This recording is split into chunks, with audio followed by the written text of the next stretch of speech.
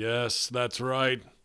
Conspiracy Horsemen, twitch.tv/Conspiracy Horsemen Infidels. We're back. It's your Wednesday night moment of truth. It's going to be a hot show tonight. Looking forward to it. A lot of research, a lot of points to cover tonight, Infidels. So we look forward to having you in the chat room, letting us know what you think about this, and anything you want to send our way, you can always do that at conspiracyhorsemen@gmail.com for the gender neutral electronic letter satchel. And as always, at bin_Hameen, at Dead No Save, at BWO Stevie, and at Greek God Papadon Infidels.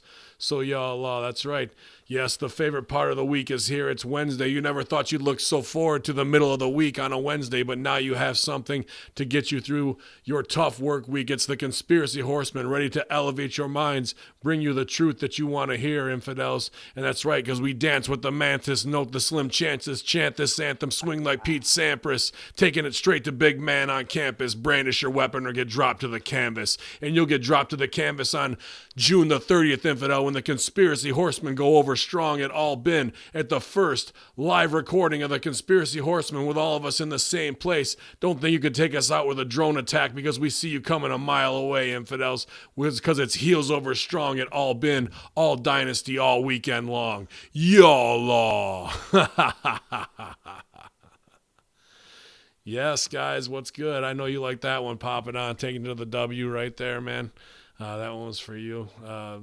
Wu-Tang Wednesdays, as always, when we got to do it. But glad to be back. It's been a crazy busy week already. We're trying to get everything in order because when we do get together on the 30th for Dynasty at All Bin or All Horsemen, as it is right now, glad to have all hands on deck. It's going to be a good time to do a live show with all my brothers here, and then we're going to actually shoot some stuff on the road coming in early. It's going to be a good time. We're really looking forward to it, trying to get all the logistics worked out, trying to get all the fixers worked out, and get our research done while we're doing all this and getting the other show ready to go too. And, of course, we're going to retain the Dynasty Tag Team Championships. It's a tournament for the gold, so any four of us could wind up as Dynasty Heavyweight Champion, and I got a feeling one of us will, Infidels, because it's Horsemen over Strong. But right now I want to say what's up to my man on the green screen. What's up, Big Stevie Cool? How you doing? Doing very well. Oh, I got a little echo there. Doing well, just putting stuff out on Instagram right now, trying to get word out. So What? Huh? Motherfuckers just starting already. Okay, I'm not bringing any audio equipment now. It'd probably just echo anyway. Got him already. But last night he was Big Stevie shirtless. He just had a hoodie on Russo brand, but tonight he's back to Big Sleevey Cool. No sleeves, looking great, man. Working out hard. That Stevie Richards fitness program, changing lives. Want to shout out Theory Girl. Awesome progress. She's been posting. She's the poster girl of the month here. And a lot of people are finding us through Russo brand still. So whatever you're looking for, whether it's your to elevate your mind but you know what? Strong mind, strong body at the same time. So Stevie Richards Fitness, you got to get on it, join the crew. It's what we're all doing. It's where the cool kids are. Yeah, it's a good thing because I didn't want to, you don't want to offend anybody at Podcast One by actually getting in shape. I want to offend everybody at Podcast One. I want to offend everybody everywhere. But y'all, man, good to see you. Looking good, and I can't wait for the end of this month. GGP, how's it going? Closing mortgages today, crushing lives, and putting people out on the street. Well, it's Operation Steal the Houses over here at the office. Hang on. Operation Throw Your Ass Out. This just in, the over/under on the GGP piss break under 30 minutes, 15 minutes top, under an hour is what we're getting. Oh, okay. The prediction is for sure 100%. Right, it's while I'm talking. That's when he's going to do it. Let's see. Our Johns, I say he hits the pisser before the hour.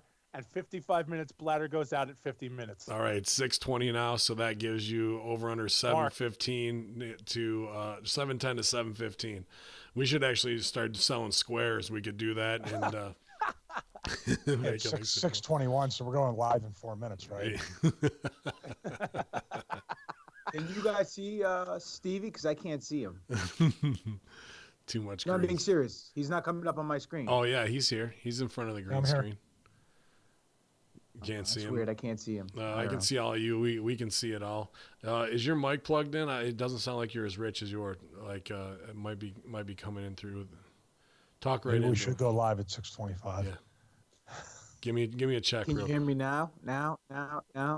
Check. I mean, I can hear you. I just don't know if it's picking up in? right now or not. If you might have the wrong Skype setting, but you do sound okay. They can hear you in the chat room, and Selling squares would pay for time on Discovery Channel.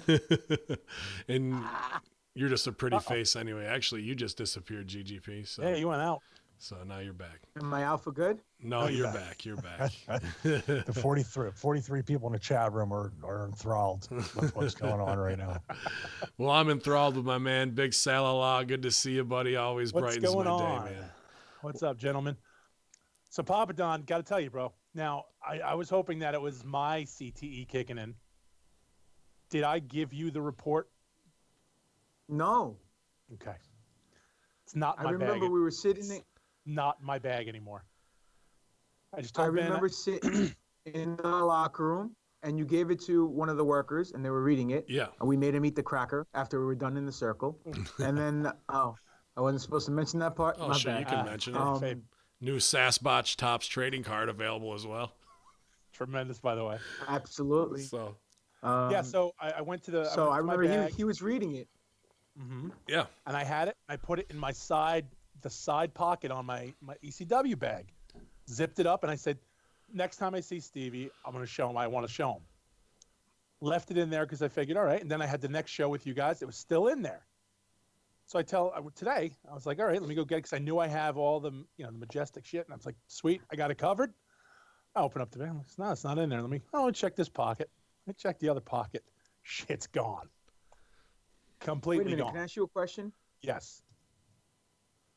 Was this the ECW bag that Bull Hightower gave you because he was a ECW legend and he actually had a career and did something? or Bull Hightower's ECW hand me bag down. that you had? Hey, Bull Hightower, go fuck yourself. Oh. Piece of shit. Anyway. Bull Hightower from Gritty Kitty. Him and what's his name? Travis, that kid. Yeah. Yeah, they gave me their hand-me-downs. God bless them both. Pretty and Gritty also be it all been in the tournament, but yeah, we had a good weekend this past weekend at Dynasty.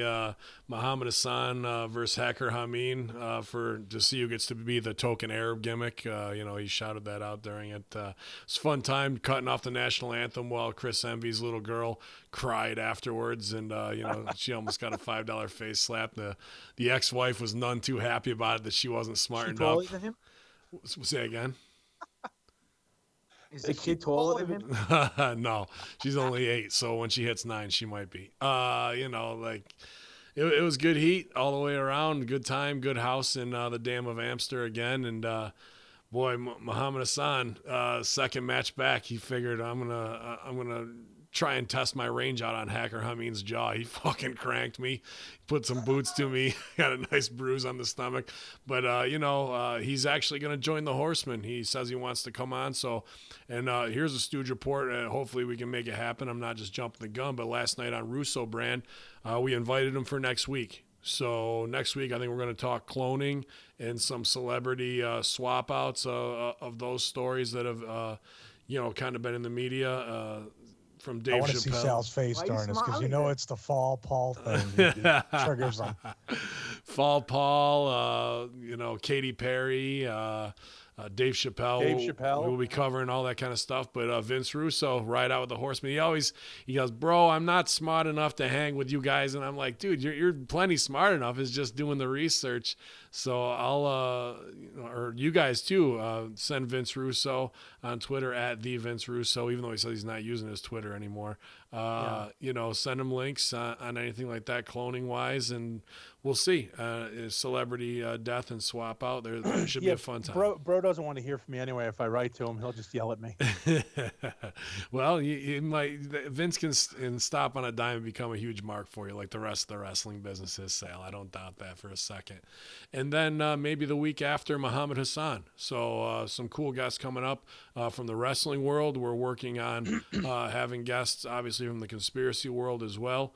But it should be a crazy June, even going into July, possibly even more huge announcements. I can't really break kayfabe. I haven't even told my Horseman brothers about this yet, so we didn't really have time before the show to get on it. But some more big news coming down the way. So I'll even keep these guys in suspense and won't stooge it off yet until we go off air. So, but y'all, guys, anything Don't tell Sal at all. Fuck yourself.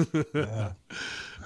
Anybody want to set off with anything? There was some. Well, we had Master Shoot Theaters being put over in the chat room right now. We always kind of recap that in the first few minutes of the show. Okay. Yeah, we revisited, the drunk Fox executive Walter. Well, he had actually gotten sober after a 2-month bender where he spent $1 billion on WWE SmackDown, and Stevie did a wonderful job again. And, he finally watched the show too. Sober. So it was a fun Master Shoot Theater this week, a little bit, more intense. And actually, I got to say, what we have to have on Master Shoot Theater, if you didn't listen to it, is on the NXT or Next Level on hackerhameen.podbean.com is Andrew Bello, kind of the young boy of the locker room, but definitely a great talent. He did a piece on last week's Next Level where he interviews Enzo Amore. And his Enzo Amore, like he's just going back and forth, is just him, is phenomenal. Like it's a must for when we do the Master Shoot Theater extended show. So if you haven't listened to that, even though it's last Wednesday, it's in the first 5 to 10 minutes. You got to go back, hit up at Bello Being Bello, and it's going to knock your socks off of how good it was. So I look forward to getting a piece in that way. So Stevie, start thinking of Enzo Amore ribs, and we'll I got one that's probably way too bad for too bad is a hotel room. But CM Punk won the lawsuit, so we can make fun of whoever we want now. Exactly. So thank you, Punk, for winning. She had a statement, by the way. She won't shut the fuck up, dude. Like she's now like the representative of all victims out there. The girl that was supposedly accused, allegedly assaulted. Yeah. Speak to the casual fan, not the 2.3 million. And save your money, Sal. You don't need to buy me no fucking pancake shirt. And you did pop me. Don't let Grumpy Gus here fuck with you. Yeah, because I'm sorry. I remember any UFC fighter. You can talk about his mom, his dad, his kids, his dog, his cats, but you throw pancakes at him, he's fucking triggered. Then he's coming after you. Well, actually, you can't. And I'll stooge this off. Did you get that stuff from John about Dana shutting it down with Rogan? Dana shut Colby down, yeah. Yeah, like not allowed to fuck with. What a pussy. Rogan was being a total bitch, went to Dana about some shit, and now Colby can't say shit about Joe right now before the weigh-ins or anything. So I gave John a couple ideas, and he liked them. I'll see if they do it or not. But sometimes the visual speaks a lot more louder than the words do. So it'll be interesting to see which way it goes. Cunt. Hey, the more you all he's doing is taking the heel shit away, which makes them want it more. So, Conspiracy Horsemen, American Top Team tied up. I look forward to it. You guys think Punk is going to get KO'd because his head's not in it going into a fight? Imagine having all this shit on your plate a week before you got to go in for your second fight. What are you guys thinking? Thumbs up or thumbs down on him making it? Humbled. Like, you know what? I held out. I held out hope for him. It's not Mike Jordan, is it? Is that the guy's name? I can't remember what. Mike Jackson. Jackson, thank you. Michael Jackson. Michael Jackson. He's gonna fight. He's gonna fight a zombie. Yeah. That'd be a draw, though, wouldn't it? Yeah. And actually, I popped big when I saw that because somebody sent that celebrity. It's just the video game, and the dude does a decent commentary job where he commentates a celebrity Royal Rumble that God was in and all that. Remember that? But like Michael Jackson's in it and Prince is in it, and Michael Jackson kicks the shit out of Prince and throws him over the top rope. That made me laugh, man. So I held out a lot of hope because I had no super love loss for Punk, but I was like, you know what, man, good. I hope he does well. And then he just got rocked. So I was like, okay. Well, I mean, he's going to do well on a definitely goes payday. that. That's all that matters, really, right, at this point. But I don't know if losing the lawsuit would have made him even angrier and gave him some kind of motivation Saturday. Like the relief of winning right. could take the edge Soften off. the blow, right? Yeah. Yeah. Rather than if having all that stuff on his head is actually a good, like, F you, I'm really going to be successful now, and I'm going to be, or thinking that the world's against you and that this big company is trying to bankroll a lawsuit against you. Now he's free and clear.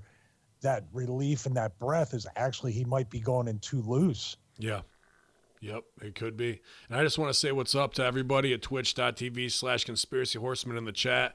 We see what's going on there. You guys, appreciate you. Citizen Saltine, R. Johnson, Dog Welder, Domino, Abe Pesh, Armando, Theory Girl. Everybody's out here. Even Hans, I think, was in there. Iron Patriot 40.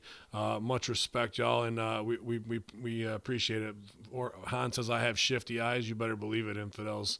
Got all kinds of eye looks for you, morons. So, but it's going to be an interesting week. Unfortunately, well, I should be out in time. I'm at Flower City Comic-Con in Rochester this weekend, 2 days, and hopefully I get out in time to catch an ass beaten and to see Colby Covington go over. So I'll be probably live tweeting that as well. So follow us. Anybody We're else all at the looking Comic-Con? forward. There's Jake Roberts there. Leva Bates is going to be there. And, the whole Upstate Pro Wrestling crew of Colin No, Delaney. like anybody cool in comics? Oh, yeah. I didn't really look into who. About the other. There's a couple TV personalities. I think some people from Game of Thrones are going to be there. I can't remember off the top of my head, to be honest with you, who's going to be there. Anytime I think of it now, because Stevie made the joke the other day about if the kid who stuck his fucking tongue to the frozen pole in A Christmas Carol can get bookings. We can get bookings on Comic-Con. So I'm almost hoping that kid's there just so I can get the picture of it. He can stick his tongue to the pole. You know what I'm saying? Yeah. But yeah, guys. So tonight's show should be pretty interesting. I'll put it up to a vote if we want to do mailbag first or not. But we're gonna cover operations and kind of covert ops of what's gone on from Majestic 12. Operation Paperclip, Operation Mockingbird, Operation Blue Beam. So tonight's show is don't touch the sides because you're going to get shocked, infidels, because it's all about secret covert ops tonight. So looking forward to it. We all kind of bit off a chunk of all that information. Not sure we'll get through it all, but we're going to start in the very beginning. That's a very good place to start, and we will try and get through as much as we can. But what do you guys want to do, that or mailbag? Let's do the satchel first. Satchel, the neutral gender letter bag. Going into it. conspiracyhorsemen@gmail.com. I know we had a couple last time, you guys, that we didn't get to, so I want to appreciate you guys being patient with us. This one comes from MMac27 here again. Thanks for reading my email last week. I popped when you read my name as Matthew Polish Guy. It's Matthew Masajewski. So feel free to do it in the future. Technology and how far AI advances has always been something I'm interested in, and it will eventually lead to human race becoming extinct, or at least not the top dog. I think technology will take over completely at some point, and it is already in a lot of ways. We are going to let it happen because we are programmed to let it happen. I know you guys just talked about Disney and the hidden, not so hidden messages in their movies. Something I've been noticing, especially recently with The Last Jedi and Solo, is how badly they are received and reviewed by a lot of non-critics. But they're still getting a ton more positive reviews from what must be paid off critics. I know studios have paid off critics in the past, but Disney seems to be taking it to another level where they can do no wrong, and even their movies that are liked by the public are reviewed as the greatest movie of all time. As always, keep up the great work. I look forward to hearing each episode when they come out. Well, thank you, Matthew Polish Guy. I appreciate that too. Some good questions in there because that kind of plays right into our chat of what's been going on. I watched Solo, so spoilers, if spoiler, whatever. You're not going to turn this shit off. It doesn't matter because Conspiracy Horsemen are better than Solo or Disney. But I know GGP, you really enjoyed it. I did too. Sal gave me a stooge off before it even dropped. I don't know where he got that inside info from. It was pretty cool. Yeah, probably from CERN. Did you pop for it though, Papa Don? I popped, but you know what? I kind of realized you spoiled it when you changed your fucking icon. This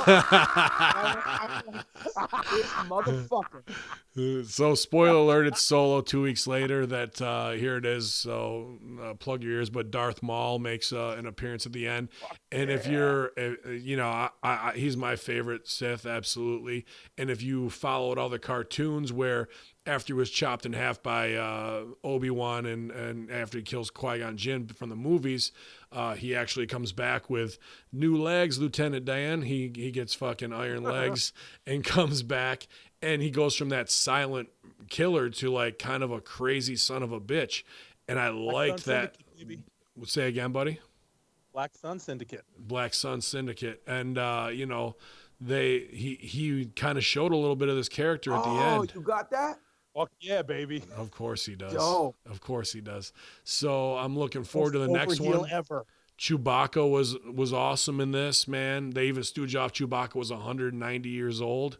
A couple different really cool things. I thought this movie was there. Is Disney going to pay people off for good reviews? Of fucking course they are. Yeah, come on. No way. Dude, they're not gonna risk it, man, at all. Not when people want to be haters. I'm looking forward to the TV show. I don't think this sidebar episode disappointed. I didn't really have a lot of holes to punch in it, man. I enjoyed it. Okay. Now, I sent you guys a link. All right. I don't know if you guys listened or not. I did a podcast with Ken Knapsack. Right? I didn't. Yeah, I want to. He's AMC Collider. They do a Jedi Council every week, right? Him, a couple other guys who used to be writers in the WWE are now movie guys, right? And comedians and all this stuff. So, regardless of the fact, we went over Solo. Here's my tidbit on everything. Solo is a fantastic movie. Now, I may be a little jaded because I'm a Star Wars freaking mark. But besides that fact, it was very fun. I knew it was getting long. All right. Well, he put over in the chat that Star Trek is greater than Star Wars. I said never, Stevie, and that triggered him. Never. Solo itself was a great movie. Yeah. All right. It was very well done. The problems it's facing right now at the box office is due to many factors. One being that it followed Infinity War and Deadpool in a matter of 3-week period. So people who paid money to go see those movies also purchased a Conspiracy Horsemen t-shirt. So they're all broke. So they didn't go to a Solo. Okay? That's number one. Number two, they had a lot of trouble behind the scenes with directors. So they had to spend more to reshoot the movie. They actually shot 2 movies. So they spent about $300 million to make this movie when their budget was probably half that originally. Right. All right. So their expectations were higher for it to come in to start a break even. But on top of that, it came out on Memorial Day weekend and made $100 million. Now, Memorial Day weekend, people go away. No one goes to the theater. Not many people go to the theater Memorial Day weekend. They go to the beach. They go here. They go there. Yeah, but the Star Wars fans are going to go, No, yeah. I was there Thursday night. Me and Mike Johnson from PW Insider, drop a name. Anyhow, point being is, the other factor is The Last Jedi. A lot of people were pissed off of that movie, right? Because of the direction that the film went. Episode 7, Force Awakens, everyone complained that it rehashed Episode 4, which it did, but so did Episode 1. That's the purpose of the whole timeline, that history repeats itself. That's the overall booking of the scenario. But they're saying it rehashed it, so they want something different. So Episode 8 went completely left field, gave them something different. And now they're complaining that it's not too similar to Star Wars. Fuck them. I think they did a good job with the gambling. I thought it was great. Yeah, I thought Lando Calrissian, even though I'm not a big fan of the "This Is America" video. What's his name? Donald Glover. I thought he knocked it out of the park as Lando, man. And dude, the movie was fantastic. Yep, and fantastic. It was a good time, man, all the way around. So, spoilers, if you haven't seen it, whatever, you can go to afdah.tv or TO, whatever it is. I didn't pay for Deadpool. I didn't pay for that. I don't pay for any of that shit because I'm Hacker Hameen. So, if you can deal with a little bit less quality, then it's already out there on bootleg. So, get it in you. But you are wrong. They did pay for positive reviews because Hollywood's a total scam. But to go to our other part in the chat, where was it Steve? No, I think it was you, GGP. Might have sent the MH Freedom Did he he sent us this thing, a billboard that talks about AI taking over, and that we are looking to our AI overlords pretty much. That's the only way we're going to save humanity is if we bow down to that. I think that was in L.A., wasn't it? It was just a white billboard with text on it saying artificial intelligence will save humanity. Yeah, man. Strange messages. And we've talked about this. Jacob Israel's talked about it, that there will be churches of AI, that it will be the new religion as it makes people's lives improved or gives them a reason to not have to work, and they can push whatever socialist agenda they want to. It's all starting of the propaganda takeover. Stevie, what do you think about that? It's funny. It's funny dichotomy that these people that want to engage and embrace AI so much, most of them claim to be atheists because a lot of religious alarmists. What are you looking at? No, somebody says I'm going Sabu looking up. I do that. Well, when I'm deep in thought, for some reason my eyes go up like this. This guy been listening to the fucking podcast. I know. I do that all the time. Do it all the time. Yeah. But they tend to be people that don't believe in religion. But it seems like the human nature of these people is the same, where they want to worship something or someone. You always want to defer. This society always wants to, instead of empowering yourself to try to make the world a better place and take that accountability and responsibility on yourself to do your part, you want to put it on somebody else. And I think that's where AI gets very dangerous, because it's much easier to have AI do everything that's hard that humans don't feel like doing, and kind of edging their way into controlling everything. I mean, dude, Skynet, I don't know. There's different YouTube channels I've seen, and somehow we're finding them still, even though YouTube is shadow banning. Right. Terminator and the Terminator series can be labeled with the other stuff as predictive programming. I mean, more so than a lot of stuff. Yeah, it went from sci-fi to a roadmap pretty much, right, with DARPA at this point. DARPA, some people, they got mentioned for a blip for like a year, but DARPA has been doing some crazy shit for like decades. This is the one that John Lear talked about with the potential projections that have full surround audio, that the people cling on the no planes theory for 9/11, that technology has existed since like the 70s or 80s, and drones have existed since like the 60s or 70s. Yep. Well, actually, going back to the Northwoods, Operation Northwoods was a drone. So we're talking about, I just got a fucking Mavic Pro in the past year. I mean, what do they have now? That's the scary part. They're hopping around a little bit, but that's where I think people are going to wake up one day and not even realize that they're not free, because they think everybody's doing everything for them. Yeah, how close is that Mavic Pro? I mean, the one they got in the movie was it part 3, where it's all armed and crazy going down the hallway, doesn't look too fucking different from what you got, aside from not having rocket launchers on the side. And I've seen plenty of drones where footage now where people strap a 45 to it and have an automatic trigger where it can roll up on you and hit blast, man. Just how it is with some country boy with crazy gun knowledge. Go ahead, See, Sal. I was thinking lazy hood guy. Lazy hood guy. Just sitting there being like, yo, man, I ain't even getting up.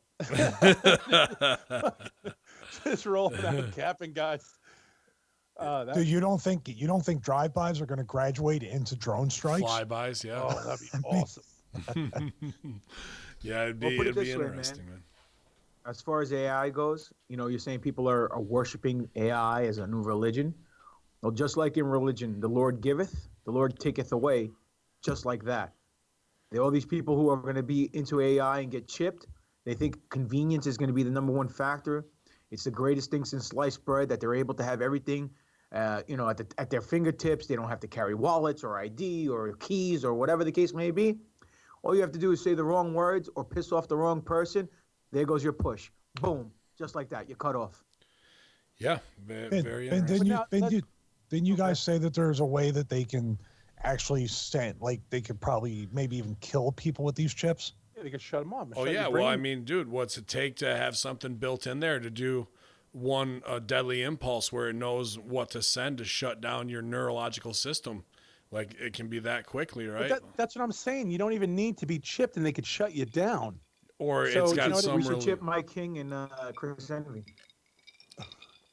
like, I can shut them down without a chip. I was gonna say, really, we need to spend a chip on Chris Envy.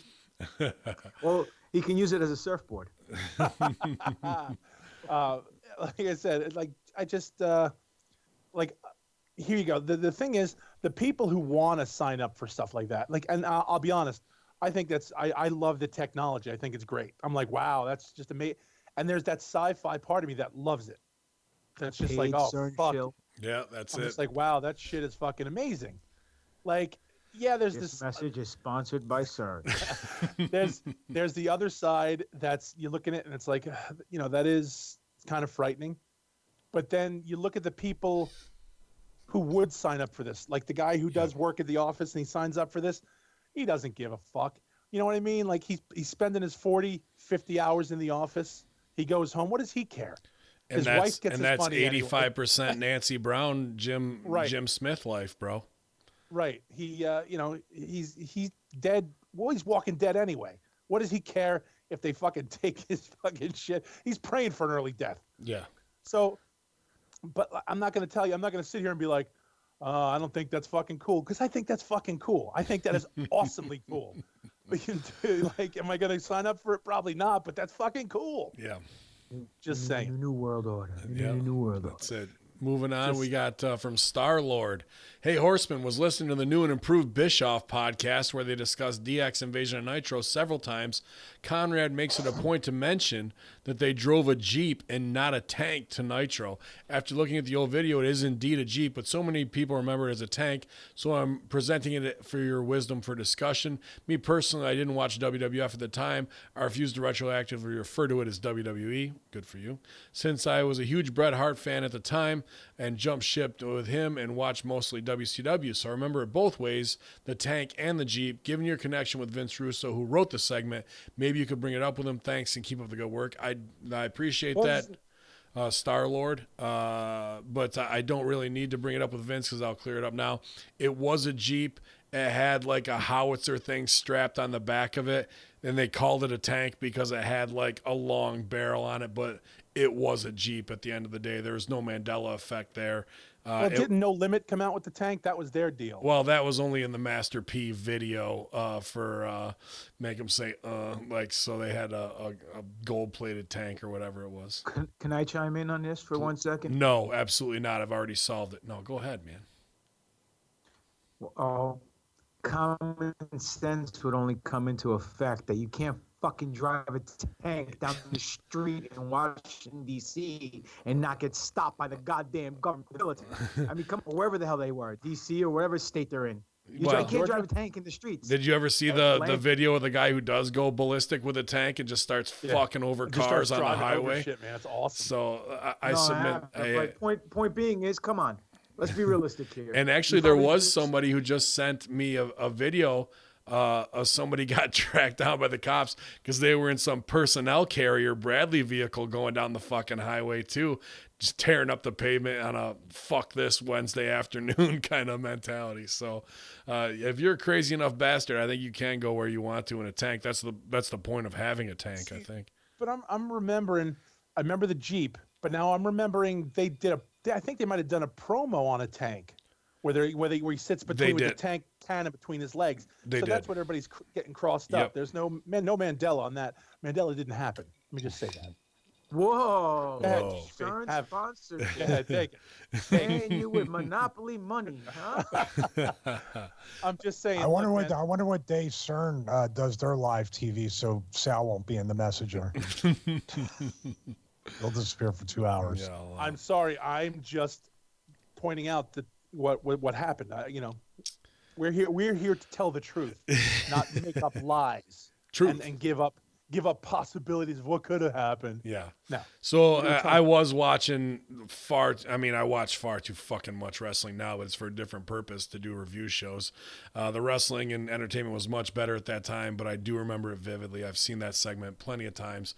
So you're not misremembering, you just didn't see it all, and some people call it one thing, but they refer to a Jeep with a 50 caliber howitzer on the back as a tank.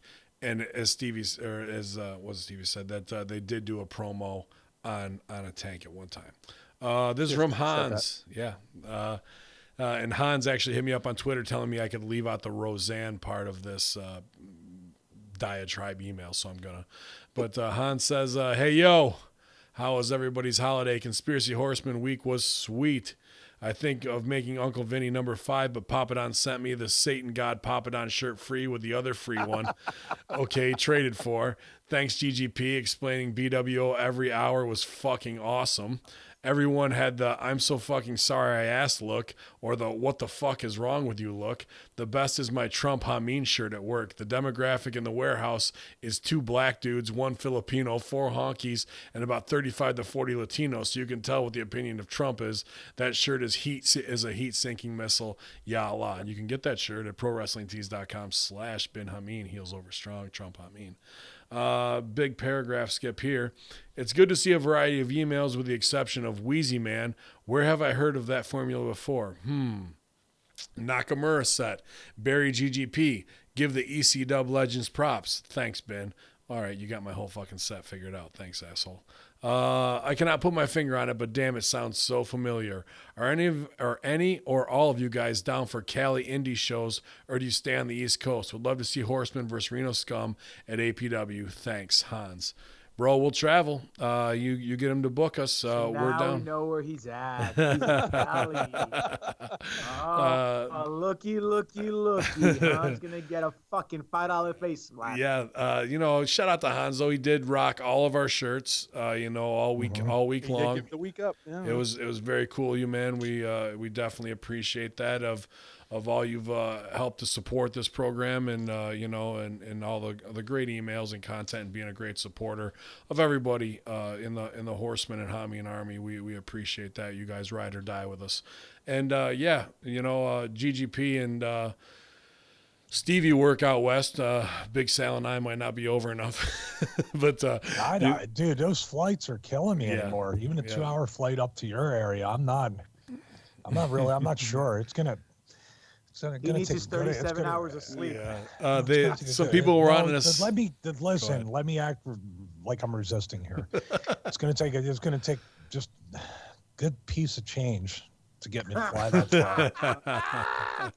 Well, listen, on the 24th, Hans, if you're in the area, go check out Mike Hawes' Bumps and Brews show. It looks very stacked. It looks very looks amazing. I mean, the lineup looks good. The posters look good. Shout out to Mike Hawes, MH Freedom. You'll see me there soon. Bart AWS brings me in from time to time. You'll see me there.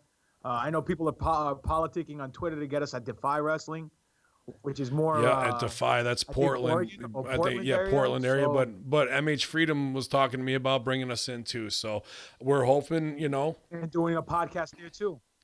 And, if the History Channel shit finally does go over and get down, we won't have to worry about it because we'll be global after that. So that's what we're doing. But I'll tell you what, first out of the gate, Dynasty, booking all 4 horsemen together.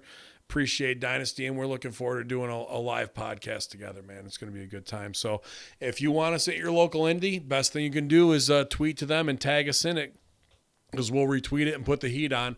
And it's about making them aware. So we appreciate all that support.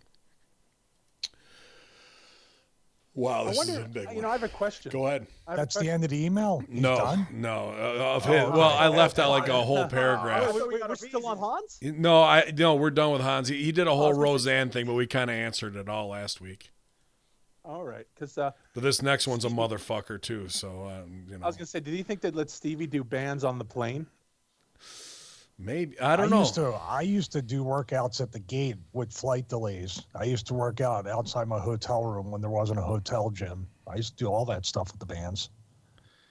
Big time. Serious. Yeah, why not? I know you're serious. Nobody's saying you're not. I'm just saying, I wonder if they would let you do it on the plane.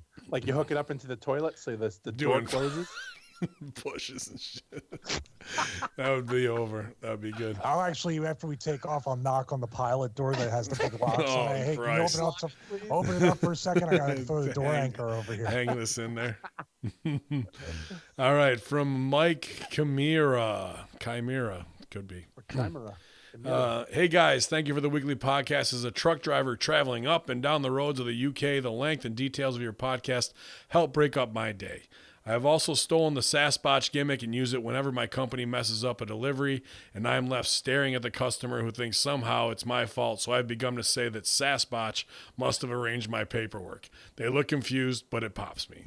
That pops me too, man. And we got a lot of UK viewers. Shout out to all of our international listeners and viewers. We appreciate that. My question to you guys is about 9/11 and your immediate reaction to it during 2001. They say 9/11 is like the Kennedy assassination, and that you always remember where you were when it happened. I was on work experience in a gym when the planes hit, and we spent the entire day glued to the BBC news channel trying to make sense of it. During 2001, I had no access to the internet outside of school, so my only information came from the BBC News and the UK newspapers. In work the next morning, we saw replays of the towers coming down, and I told a colleague they must have brought down the towers by demolition because they weren't safe to remain standing. I was horrified when I found out people were still inside, and I told the same colleague, I can't believe they demolished it with the people still inside. The news then explained that the building had collapsed, and I was dumbfounded because it looked identical to a demolition, and the collapse didn't make any sense. The following week, we returned to school, and during my history class, we spoke of the attacks, and I brought up my views that the towers were demolished and was immediately dragged out and given a talking to and a detention. Wow. I was told my views were disrespectful to the dead and to keep my outrageous opinions to myself in the future. Obviously, years later, we have all seen many holes in the narrative, and more people, I think, understand that something isn't right and the official story, but my question to you guys is, when did you start doubting the narrative? What reaction did you get when you first spoke out against it, and how did you first speak about the subject with other people? My feeling is that if I got reaction over here with the UK, you guys being American, the reaction must have been much worse. Thanks. Good luck with the TV program and keep up the great work, Mike. Well, thank you, Mike, and safe travels on the road, brother. Yeah, this is the one that, brought us to that next level and got us angry for a lot of years. I was working in Chicago for a year at like Whole Foods, just doing my thing while I was doing my comedy training. And for me, my awakening probably was close to 2003, 2002 in there. I remember getting home from this.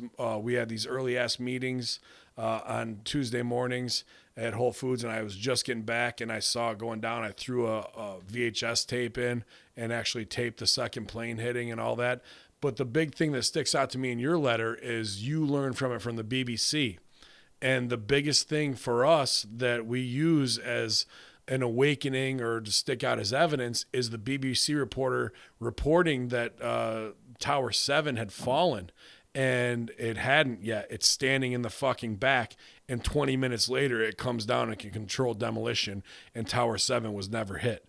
Now there's a lot of other theories that maybe the Mossad and whatnot, these Israeli art students that were in Tower 2, and there's a lot of evidence of them being in there planting explosives and blasting caps and things like that because, just from how we saw the metal melting, there's no way that jet fuel could do that and do that. I can't remember what's the name of the micro...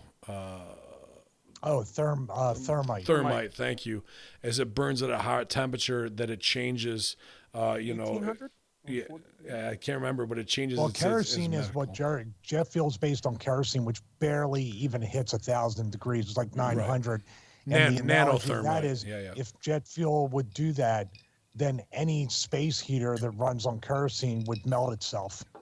Or any stove or anything like that. So go ahead. I'm sorry. No, but speaking of a space heater, GGP was down there that day, and he actually saw what was going on. You like that one? Little solo and heater comment combined. He was there, so people are saying planes now, whether they were grounded and this was a remote control plane, what have you. Just the way that building went down and what we've seen with controlled demolitions, all of them. From Vegas, there's no way that the official story we know is right to be able to bend and twist metal, and what they did after by shipping it out to China. Like there's just so many, things that stick out that is absolutely not the way, and what paperwork was in certain buildings. $2.3 trillion were missing. That was announced the day beforehand, and the paper trail was in World Trade Center 7 for that. The fact that Rudy Giuliani's supposedly safe room is in World Trade Center 7, but he wasn't in there that day when a big attack goes down. Just so many things. But when you said BBC, man, that's the number one piece. I don't even need to awaken people to say, oh, this happened with 1 and 2 and these many people died.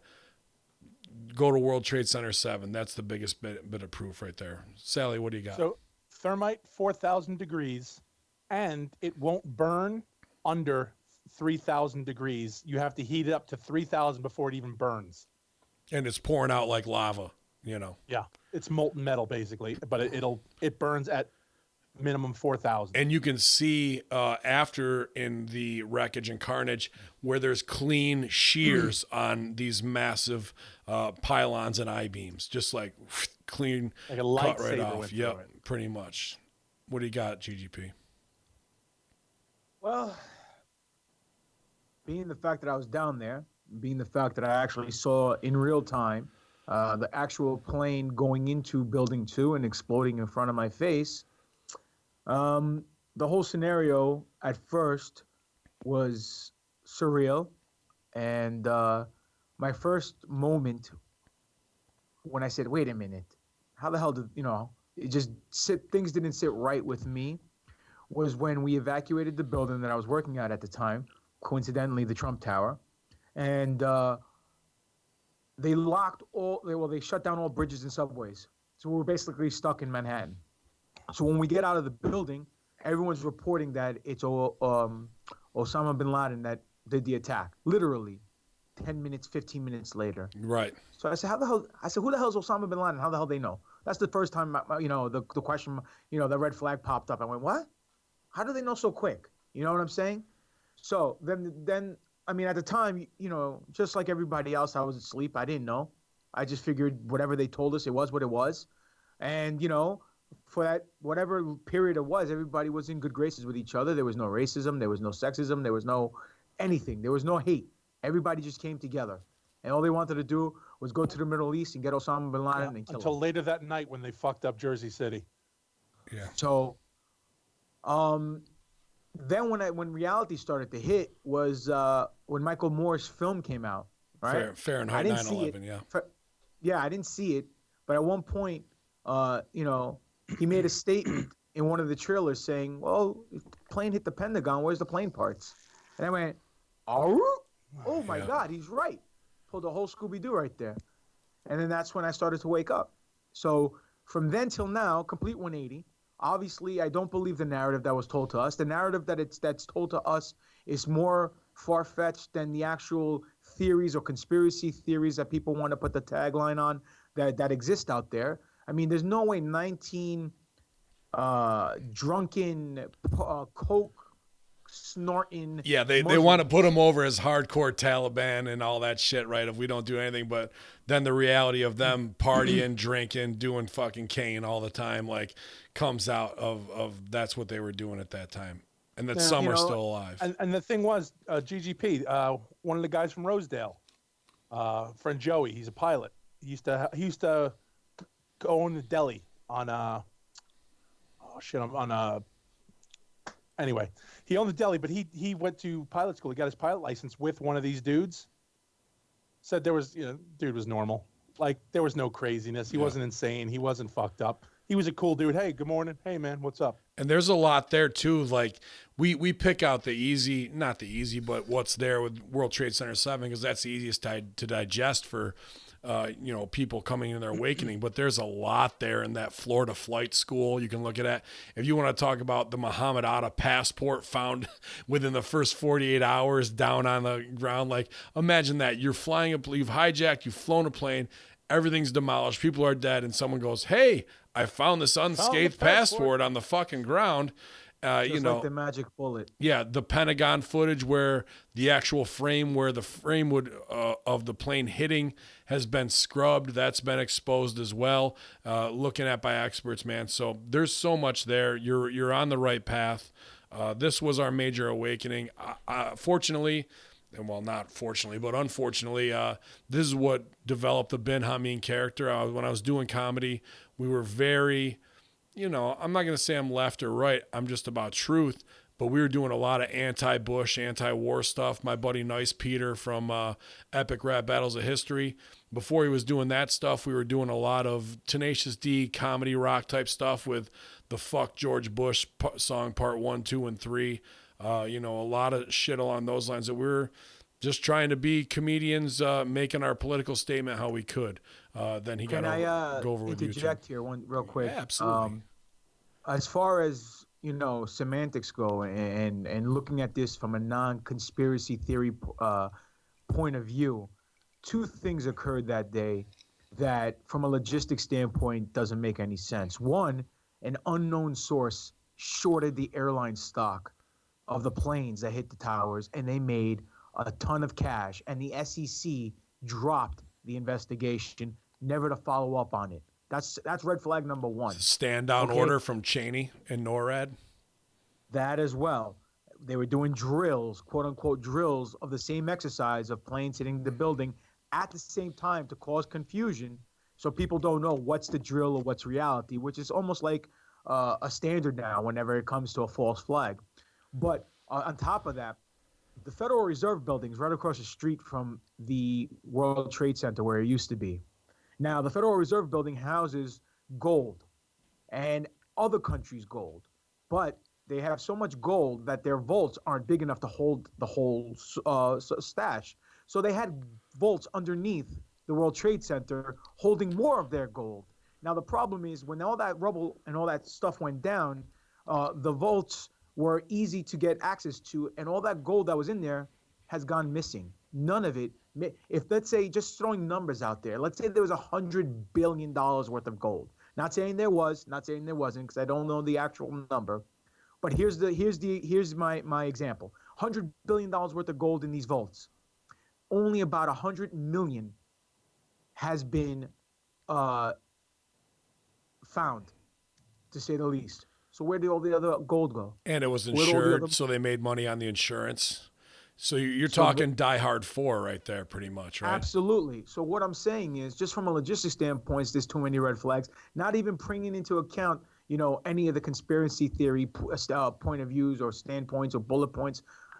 Just from if we were to approach this like what's his name from Sandy Hook? What's his name? Wolfgang Halbig. Wolfgang, right? Just from a logistics standpoint, and we just look at things through and do our own personal audit.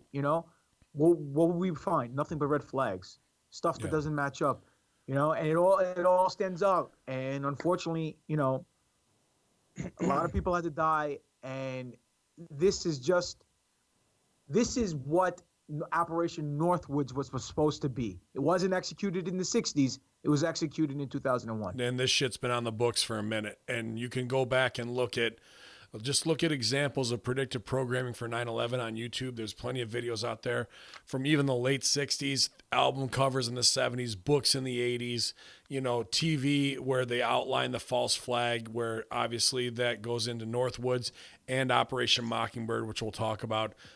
This shit's been on plan for a while, and whatever you want to call it, deep state, shadow government, that's when they pulled the trigger, 9/11. There's no two ways about it, man. So thank you for that letter. Appreciate that. From Brock Wilbur, hey guys, just curious if you had any thoughts on JonBenet Ramsey's psych murder. Do you think that it's linked to the Ramsey case? Keep it short, not to piss off Ben, y'all. I'm not trying to, gloss over your email, but that's part of what we want to cover next week when Russo's on. And I just saw a new piece on JonBenet Ramsey, so I want to look more into that and give you a better answer. You saw a piece of her? Yeah, she was,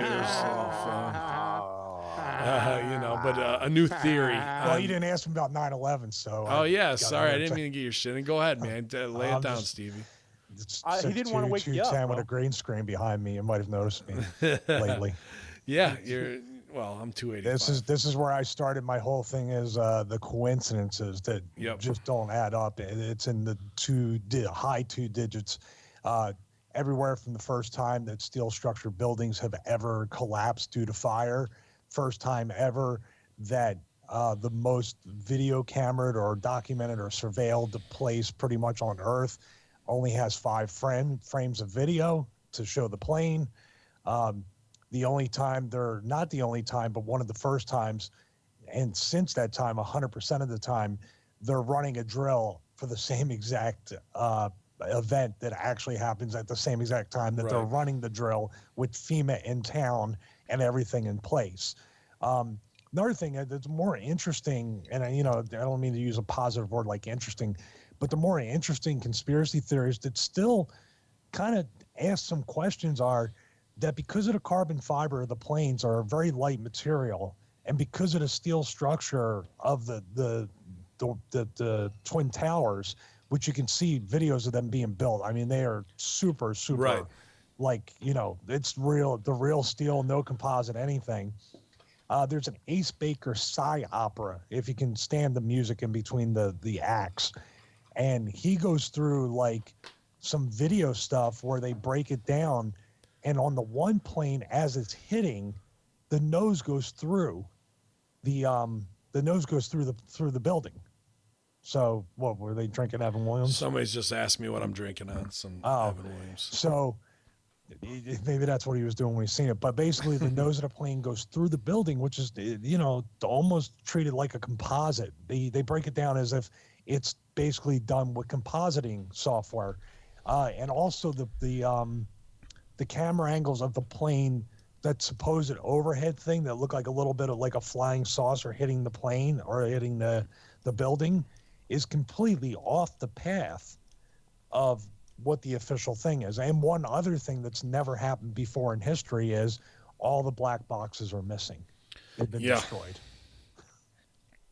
Every bit of data from that, which they could learn what happened in the cockpit, and that the families were allowed to listen to it months and months later, but had to sign agreements that they would never talk about what they heard, and they only played, I think, 2 minutes and 3 seconds out of the recorder. Yep. Am I wrong on that? No, dude, all phenomenal points, and thanks for keeping me real of not coming back to you. Thanks for including me. I appreciate it. I care about you.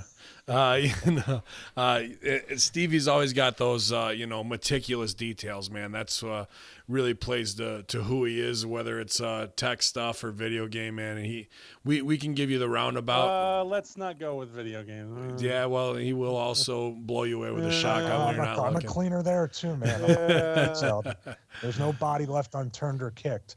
Yeah. Now, who did this video? Ace Steel? Ace Baker, no, Ace Steel. He's an angry. This is a much more mellow version of Ace. Yeah. Ace Baker. Shout out Ace Steel, good dude. It's called a Psy opera on 9/11, and it's. I love that name. I love that name. I pop for that. Mm-hmm. So I mean, there's so much there, man, and like GGP and Stevie have said, if 1% doesn't add up, then we're down, this rabbit hole of like. Somebody's fucking lying. It's exposed. It's been Sal both times. I know. I did it just to fucking piss him off. I did that on purpose. Sorry. The first it doesn't piss me. I don't mind sharing with my friends. Fucking blowing up my spot. I'm trying to get my heel heat here, and Can we get a Cosby Math shirt in the store? Oh, I don't see why not. And actually, I applied for merch at Amazon, so I know you guys have. What's the Amazon Super Club? Amazon Prime, so you can get free shipping. Not that I don't want you to go to Pro Wrestling Tees, but we're waiting for approval on that. So there may be Conspiracy Horsemen and all of our wrestling shirts. I'll put all of our stuff up there in one account, not a problem. So hopefully we get approved for that, but and make some money off of Bezos, because fuck that guy. Be careful with Amazon, though. They just might ban you one day for no reason. So Brock, not trying to down your John Monet stuff, but we're just going to save it till next week, man. This one is from BCW WNY, Pasquale, the promoter there, who I'm looking forward to being on their show July 28th. Be my first time at BCW in Buffalo. So if you're across the border or you're in that area or in Pennsylvania, come on out to BCW. Going to be a hot show. Gentlemen, I'll keep this short and sweet. I've been a listener of the show since the Russo partnership began, loving the content.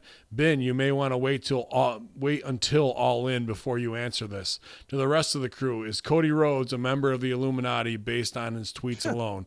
Thank you, Pasquale, Buffalo, New York.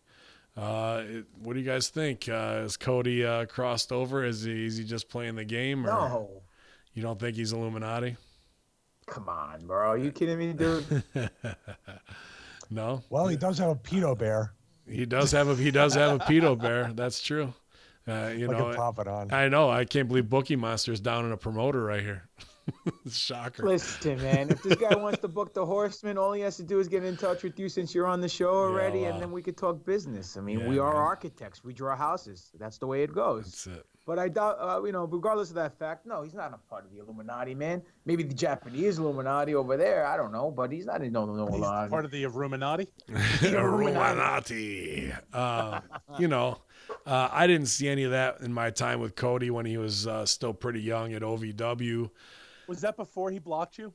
Yeah, but now we're cock blocked in that way. But I'm making some moves here at Albin, and then obviously at BCW. We'll put the pressure on them, and then they're actually doing a signing. I think August 26th, the whole Bullet Club, not too far away. So if I'm not booked by then, guess who's gonna fucking do his own little false flag on the entire Bullet rent Club? a Jeep with a 50 caliber Oh, you thing on need the a tank? back. We should get a tank, You right? get a tank. I'm strapped, man. I don't need all that shit. I just show up with the fucking $5 face slap hands, and ready to go. And we'll see who looks like a real man when they're standing next to guys who are 205 pounders. We'll see who's big. Hey, Well, be nice. you're probably like 5 pounds. I was gonna say you're not 205, Yeah, I was gonna say who you. He's like 5'5", 205. Right? What the hell's that? No. Envy's 5'5". I'm 5'10". Two more to go. Here we go. But I think consensus is Stevie. I don't want to leave you out. You think he's Illuminati?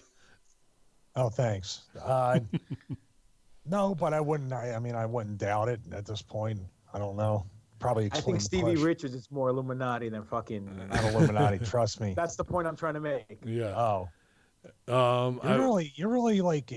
I wonder a year from now if they're not quite on top. Which I hope they are. They all seem to be really good guys. But who the next darling of the internet? If you're gonna be like a huge fan of them, then, and you're gonna be like, then you're gonna Well, who says I'm a fan of anybody? Just Well, you're because I not a don't fan of jump on the anybody. No, bandwagon. you're not a fan of Just anybody. because I You're a don't jump fan- on the bandwagon and Oh, battle. don't fucking say anything bad about Solo though. He'll fucking his hair. Sorry, Bookie now instead of the Bookie Monster. Chewbookie's back.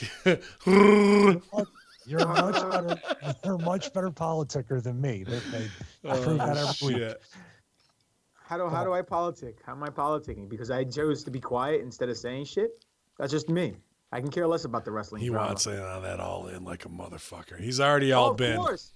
Listen, would I love to be booked on All In? Of course I would. Why wouldn't There I? it is. It just gets my name. It gets my name in more exposure. Of course. Oh, business. I'll But fucking am I going expose to you. be sassed to get on the show? Absolutely not. So This was where we had a little split in the Horsemen for everybody listening and watching on Twitch. This is where I made a point about I would rather go to any conspiracy convention, UFO, whatever, wherever Greer is, Burns, or any other conspiracy-based convention where we can stand out. Where 4 pro wrestlers doing the conspiracy stuff or having a panel or doing anything like that, rather than just trying to get in there with all the vultures trying to just get their fucking shine in Chicago, right? Well, I'll get my shine by standing in front of Meltzer and cutting a promo on him while he's fucking just standing behind me, and I'll do the same thing on Satin too and all these motherfuckers. If you want to see some shine, I'll even do it on Punk. But I that don't give kind a of puts fuck. them over in a way. That's where I was just like, I know Yeah, it's 'cause a now, thin line. now there's a crowd around them watching you fucking bury him. Yeah. It don't matter to me. I fucking still do it. Turn around if they want to give me $5, I'll slap the fuck out of them too. Two left here, guys. Hello, most excellent horseman. This is from GL5319. Hello, most excellent horseman and Bill GGP. and LOL. really, dude? Yeah, Come what are you on. gonna do? You can stooge off my name, and I don't give a flip, Gordon. I am John Waite, aka J Reezy Min on Twitter. The letter J REAZYMIN on Twitter. How do you feel about the author Brad Meltzer? No relationship to Dumb Dave. who has conspiracy shows and fiction books that discuss conspiracies. Is he a good way to get people woke? Keep it short, like GGP to get over. Thanks, guys. Thanks, guys, and keep up the good work. Even you, GGP. Wow, stiff. These guys are fucking stiff tonight out here. Stiffer than Evan listen, Williams. Stevie, I don't appreciate you with your fake accounts sending an email. But anyway, go on. How do we feel about Meltzer Seltzer?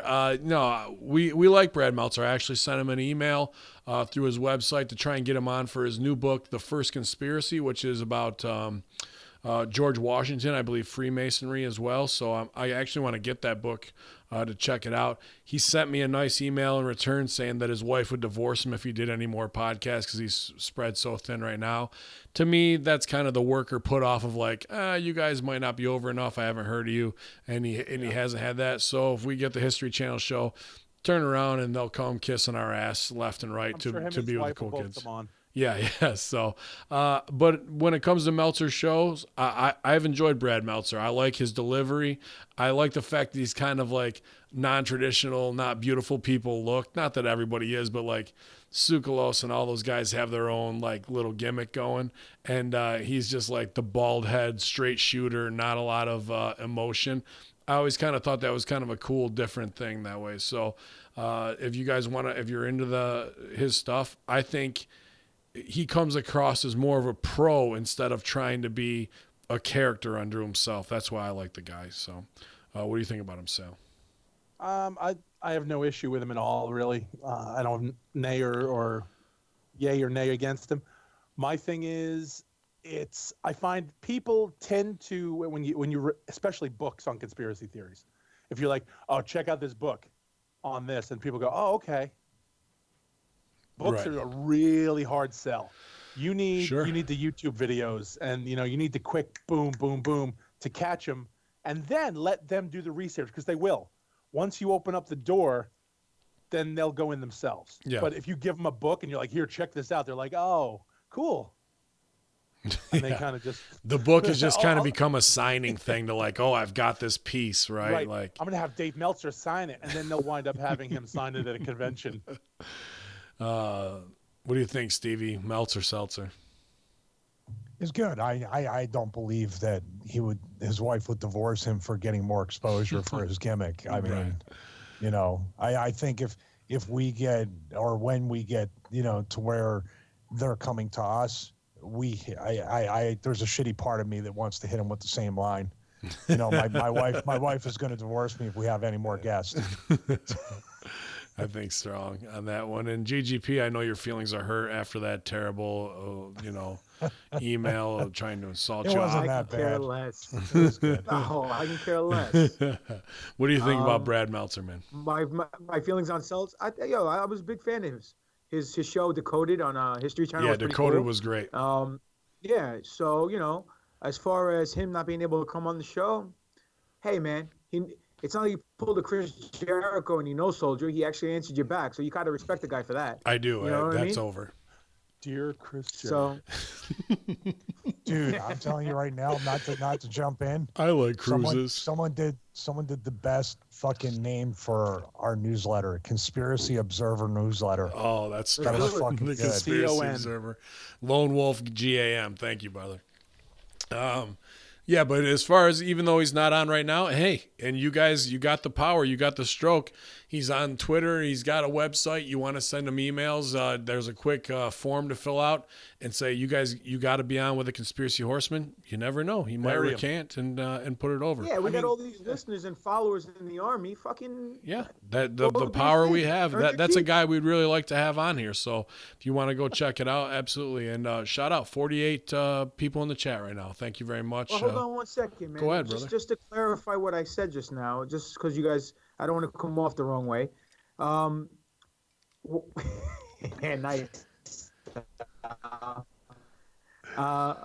Nice. I mean, Stevie.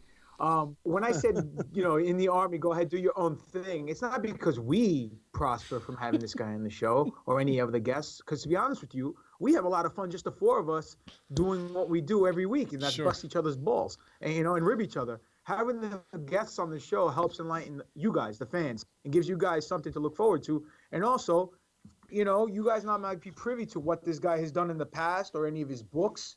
I mean, he also wrote children's books, you know, or any other guest that we brought on, or will you guys want us to bring on? You bring it to our attention, bombard them with emails. You know, there's more power behind the pen than there is the sword. And then if they don't answer, stab them with that pen. There you go. No, like Jack Nicholson in Batman. We don't like so to what you're saying wield is, wait a minute. What he's saying is that he doesn't give a fuck if Cody books him. He doesn't care. Fuck Cody, right? Is that essentially what you're saying? right there? Is that a direct quote? Anyone Can you who doesn't directly want to quote? Listen, perception here it is reality. Here it is. Wait. You're right. Perception is reality. But if nobody wants to book me, that's their loss.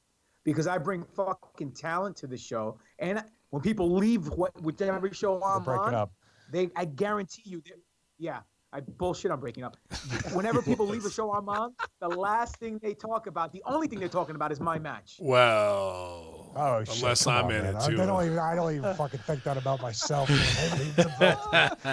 Hey, dude, I gotta put it over. I've had 2 or 3 people. How bad that is. When we go to Dynasty, what do they talk about? He's not bullshit, man. I've been in a couple where you're like, holy fuck, man, the show was good, but you guys were like on some next level shit. I'm like, okay. Charlie Boy Smith, am I wrong? I have to tell you exactly. That's exactly right, Papa Don. You are exactly. You're the best, Poppy. And the last email of the day, which is a long motherfucker. Here we go. From Aunt Daniel, which is one of my favorite handles. What up, Horsemen? Great show last week. It got me thinking. Then I listened to the past Infinite Fringe about Saturnalia and Christmas. The guest brought up Nimrod, which allegedly a lot of this garbage goes back to. The legend says that Nimrod was doing weird things at the Tower of Babel. God confused the languages and the people. Now, part of the story is that Nimrod was killed and his body was split into pieces. All the pieces were collected except for his rod. As tribute, people worshiped phallic symbols or the phallus. These tributes became varied as people migrated and reconnected their histories, I guess. I know some of you don't believe in the Bible, but it mentions pillars, groves, and poles, which are all related to the worship of fertility and reproductive organs. Yes, Dorian columns, all that kind of stuff in Greece. As you go through history, you notice weird business between knights, samurai, and pages. There were also boys in theater troupes. There was even a thing called Juvenalia that was linked with Christmas. I'm not sure what Juvenalia is, but it sounds obviously like Juventud Guerrera and Genitalia had a kid, Juvenalia.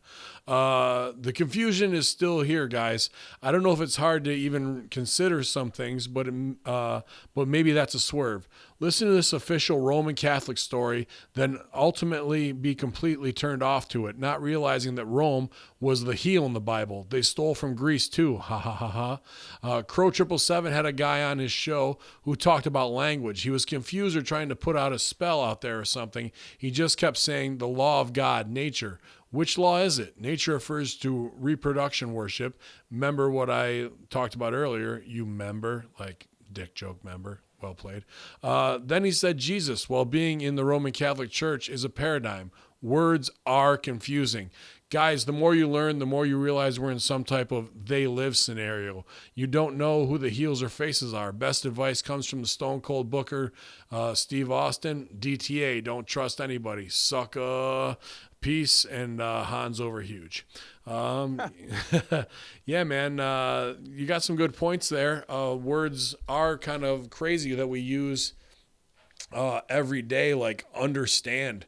Do you understand? Or I understand. Well, why are we understanding things instead of overstanding things? And, just words that put out a negative energy. There's a lot there. What are you talking about? I believe is the latest Crow 777 show where he talks about the straw man and how important words are. And even words like mortgage. We've talked about this before. Very important that you don't really own your home and it's till you die. And we just use these words as like a simple contract thing. But what that really means in the greatest overarching of what we're push towards, or what the name our parents put on us that we have to live up to, and along those lines, very interesting to me. And there's people who will know a lot more about this, like the guest on Crow 777.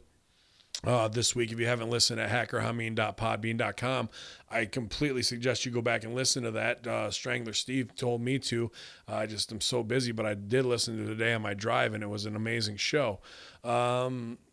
Pretty interesting when it comes to, obviously, what it goes back to Dorian columns and phallic symbolism. This is a lot in occultism as well, of just the fertility gods and things along those lines, which Sal knows a fair amount about when it comes to that. So you got a lot of great points there. It's just, how do we tie it all together from paganism, astronomy, astrology, basic of what the Greeks were trying to do, sexuality of little boys, or whatever it is at this point, or even Shakespeare only having men in his plays dressing in drag like women. So there's a lot of points there that go through centuries, and I think you're on the right path there, but I don't know if that's a rabbit hole where you're going to find in quotes here, a straight answer, especially when Finn Balor's posing in a Wawa, on piggybacking on a pink unicorn while wearing his rainbow colored shirt. That's about where we are at this time. So, Sal, how do you feel about that? I'll be honest. I about Finn Balor, I don't care, because either, you know what, whatever, man, just do something. Yeah.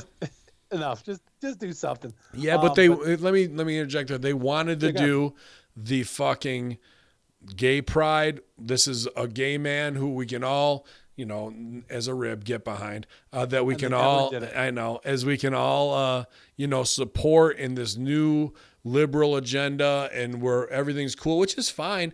But then this dude's do it, man. They did do it, and at least a New Day have already come out. So I mean, they're exactly. good to go. Exactly. Well, there's plenty. Angry motherfucker. I don't think he's out. There's plenty of video out there of one of them being straight. So yeah. So just, you know what, man? Just let him spread happiness. Why would you put all that out there, and then this guy's doing the stereotypical, not only do I have a rainbow shirt on, I'm riding a pink fucking unicorn. Like, dude, that just downs everything they're trying to do right there. Like, okay, here's the deal. Like, sometimes it's funny. I guarantee there's a fucking picture of me from a thrift shop in Louisville, actually, and I'm riding a fucking stupid hobby horse too, right? But it's not the same thing. Like, this dude, like, they came up with that whole gimmick, and everybody was all prepared for. Everybody knew it was happening a week before it happened, and then they never pulled the trigger on it again. Like. But this is his idea of the best way to go forward. FBI didn't stand for fag blooded infidels. Like, it was something completely different. I knew that would get him. Wow. Papa Don even shivered on that one real quick. What they claim they wanted to do and what they're doing, so far ends of the spectrum in that vein. It's not good. Yeah, but it's like they half-assed it, man. It was literally the fucking back in the whenever it was, man, was it 80s, 90s? Outback Jack, they spent fucking months bringing him in. He showed up, and then you never saw him again. Yeah.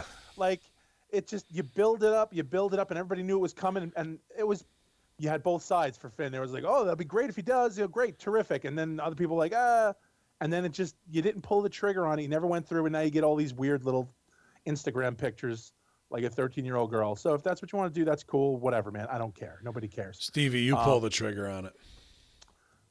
Pull the trigger on what? I don't know. Shoot, bang, bang. Go ahead. Let me feed Angry Pants a little more. So did you see there was a picture of Xavier today, and he had Finn's jacket on. He was doing the gimmick, and he was having fun. He was just having a good time with the Bullet Club jacket on.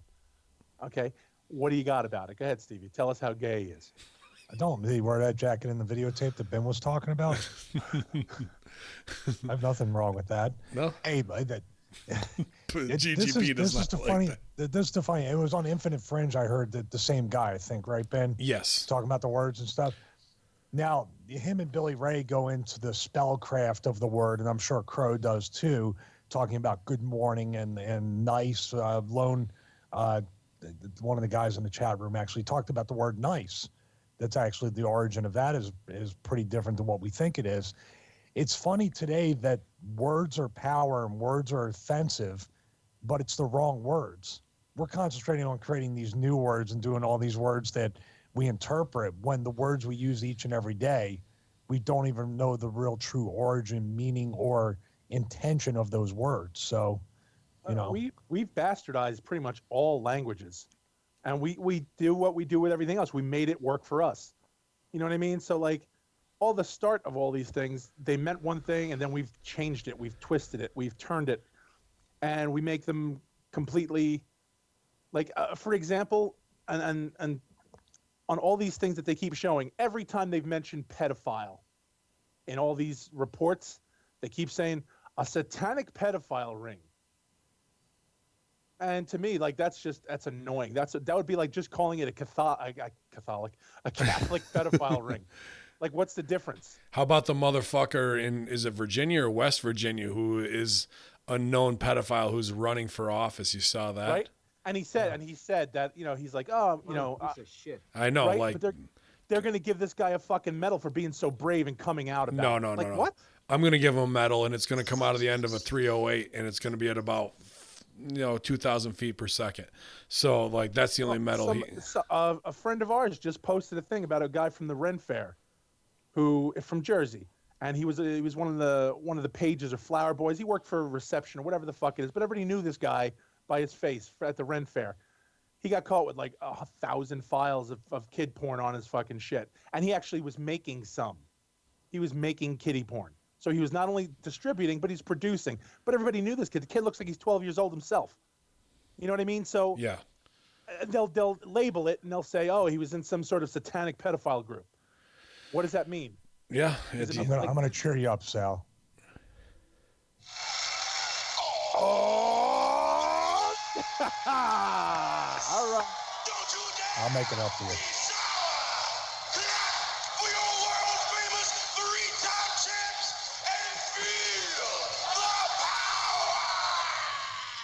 I can't handle it anymore. So I'm gonna Yes, it is. Oh, it's a new day. Speaking of new day, how you doing, GGP? It's a new day over there, buddy. We want you to weigh in on this as well. So, which way with the words, man? He does reference the Greek stuff of penis worship with the columns or what have you. Sometimes I think we go a little too far with that, but the architecture, was far beyond anybody else on the planet at that time of what they were doing. I don't know if it's based off of some Saturnalia cult or what have you. Obviously, we talked about ping-ponging last week when it came to James Alefantis' Jimmy Comet? Yeah, Jimmy Comet doing that kind of shit. But, words are important, and a lot of our words either come from Greek origin or Latin origin, and how they can be turned and bastardized and twisted to keep a mentality. And if you believe in the power of words and the energy you put out, what are we actually saying in our everyday conversation that's just commonplace? Oh, first off, just like everything else the Greeks invented and gave the world as a gift, people find a way to fuck it up. So that's that. But Like boy fucking. no, like democracy. Okay? Okay, Like the we're a Olympics. republic. We've had this That's conversation. how you fucked it up, by turning it into a democratic republic. Every time he starts this shit, I just want a gyro like a motherfucker. That's I want one too right now. Dude. What was the question again? I'm sorry. just See, you do your fucking shtick and you don't pay attention. Oh, you just threw me off. I looked at you and you're It's about it. The segment is about paying attention to words. Okay. Right. Okay. Anyhow. I got nothing. All right. Love it. And that's your conspiracy horseman at gmail.com mailbag. We appreciate you guys writing in, sending us all this stuff, lighting candles for magic to hopefully get us on History Channel, sending your half nudes. We appreciate all that, or your old lady or whatever you want to do. We love all the interaction. And Greeks This invented will be the one episode my wife listens to. Thanks, Ben. Greeks invented forgetting stuff. That's what they say in the chat room right there as well. So we're moving on to the main part of our show tonight. Someone just asked because they just tuned in. What's it about? It's all about the operations that have gone on for the last 70 years since we've had this kind of deep state, 80 years really, post World War II. The first thing we want to talk about is what's called Majestic 12. And it was brought together by Harry Truman after the war and continued through Eisenhower's reign. And we've talked about Eisenhower and the warnings of the military-industrial complex. Roswell was what, 47, guys? Am I right? Yes. Yeah. Okay. So, something happened, and a lot of people don't know 75 miles away from Roswell was another crash at pretty much the same time where an even more complete vehicle and supposedly cloned bodies of aliens were taken, including a survivor. And that's what kind of started this.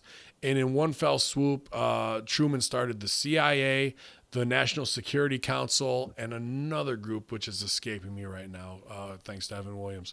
But it was definitely like, all right, we need to kayfabe, and this will lead into another operation we talked about, which is Paperclip, because the Nazis were supposedly, well into the alien deconstruction of ships, whether it was the electronic bell that they were trying to make, and the Foo Fighter stuff as well. So this was Kecksburg. Thank you.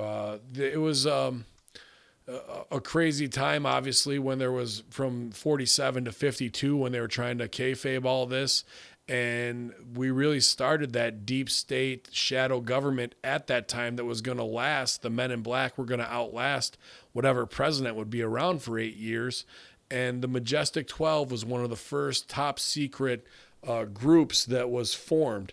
And out of that, let's see the names right here, were Lloyd Berkner, Detlev Bronk, Vannevar Bush, which is no relation to supposedly George Sr. or Prescott Bush, which was kind of weird to me. I really wanted to look into that. But Vannevar Bush was a scientist who was actually tasked with reverse engineering this alien technology. Then James Forrestal, which is a big name, Gordon Gray, Roscoe Hillenkotter, German name there, German Clark Hunsaker, German name, Donald H. Menzel, Robert M. Montag, Sidney Sowers, Nathan F. Twining, and Hoyt Vandenberg. A lot of German names right in there. Forrestal actually is one of the big ones because he was one that was on there and wanted to do disclosure for the people at that time. And he ended up kind of going into a psych ward and then being thrown out of the 16th story of a building and was killed. There's a lot around his murder. And later in the 80s, a lot of these files from Majestic 12 would come out into the public, and it actually talks about Forrestal and UFOs and a necessary but unfortunate event that occurred with some redacted stuff that goes on with him. So even back then, they wanted to do disclosure. And right now, we're seeing disclosure from something that happened in 2004. So there's been a lot of that. Are we getting closer? We're seeing far more events than we ever have before. But the Majestic 12, or MJ-12, was the very first group that was a lot of military and private industry people that were going to kind of take over. Sal, you and I kind of focused in on this, so you go ahead and take it, buddy. Like I said, well, basically as far as Majestic 12, the thing was they had, I can't remember which guy because I don't have the list in front of me anymore. One was an admiral. Yes. Yeah, like that was, like there was an admiral and there was a couple colonels.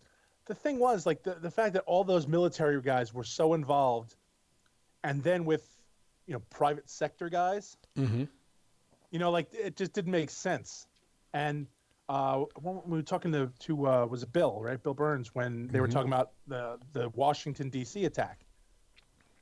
And it was around the same time that those guys popped up. Like, that all came about when the sighting over Washington, D.C. So, like, those dudes showed up, and, to me, like that's, again, we go back to that no coincidence math of they had a reason to show up. It's just like, when like they didn't just make it just to be like, you know what, we need a new club. We need a new club, guys. There was a reason they appeared, and there was a reason those things happened. You know what I mean? So maybe one was to kind of get, kind of get the funding. Hey, these attacks are here. This is a real thing. We need to get this started. And then when those attacks came, or the sightings came, and then the attacks happened, now we have to push this up. We have to get this going. So now they kind of pushed it through, and maybe didn't have to go through all the channels. You know what I mean? Like Right. That's like it was formed real quick, real fast, and nobody had a chance to go, wait, what? What happened? What are we doing? And it was handed off from Truman to Eisenhower, and it kind of goes through the lineage of presidents after that, from JFK, which many people think that's the reason he got smoked, because he wanted to be the one to release this information. It wasn't to do with, Cuban Missile Crisis or anything along those lines. Is he wanted to be the one to put it out there. And the deep state, run by that CIA, was like all hell to the no at that point. LBJ kind of kept himself out of it. And then in Nixon, you have Jackie Gleason even putting out that Nixon, who was his boy, said in, Fort Walton, Eagard Air Force Base, Fort Walton Beach in Florida, saying that he saw these aliens in tubes on the walls. Carter kind of kept himself out of it. Obviously, Reagan, a big proponent of the military, they gave him plenty of information. And then we're back to the CIA-run regime of the Bush family, who's already known about this shit again. So, definitely of how in you want to be is going to put a price on your head if you're going to pretend you're going to come out and stooge this kind of shit off. But hasn't every president made a joke about it? That's just an easy out, right? Because they know they're going to get that question. They know they're going to get that. I'm remembering Obama saying, somebody asked him about aliens, kind of as a little meatball question at a conference. Sure. And he went, well, now that I'm president, he goes, if they got him, I'm going to know. And then somebody asked Trump the same question later on. And he goes, if we got him, I'm going to find out. But what has Trump done? What has Trump done? He's talked about having the space fleet, right? Well, they said that there's war going on, and they try and make fun of it when this shit's been going on since the 40s.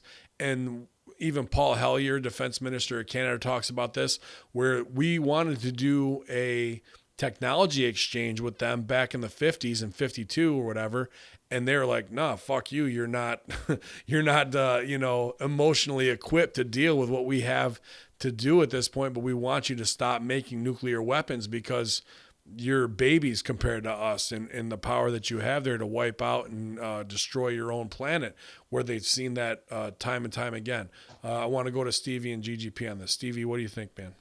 Well, there's part of that deal too, a little bit more nefarious than just a technology thing, where because we made a hell of a jump after the supposed contact and the meetings with Eisenhower during that time, right? During that time, when he went to the quote dentist, and they had some guy didn't even look like a dentist say he was there for some emergency. Put that over. Tell that story a little bit.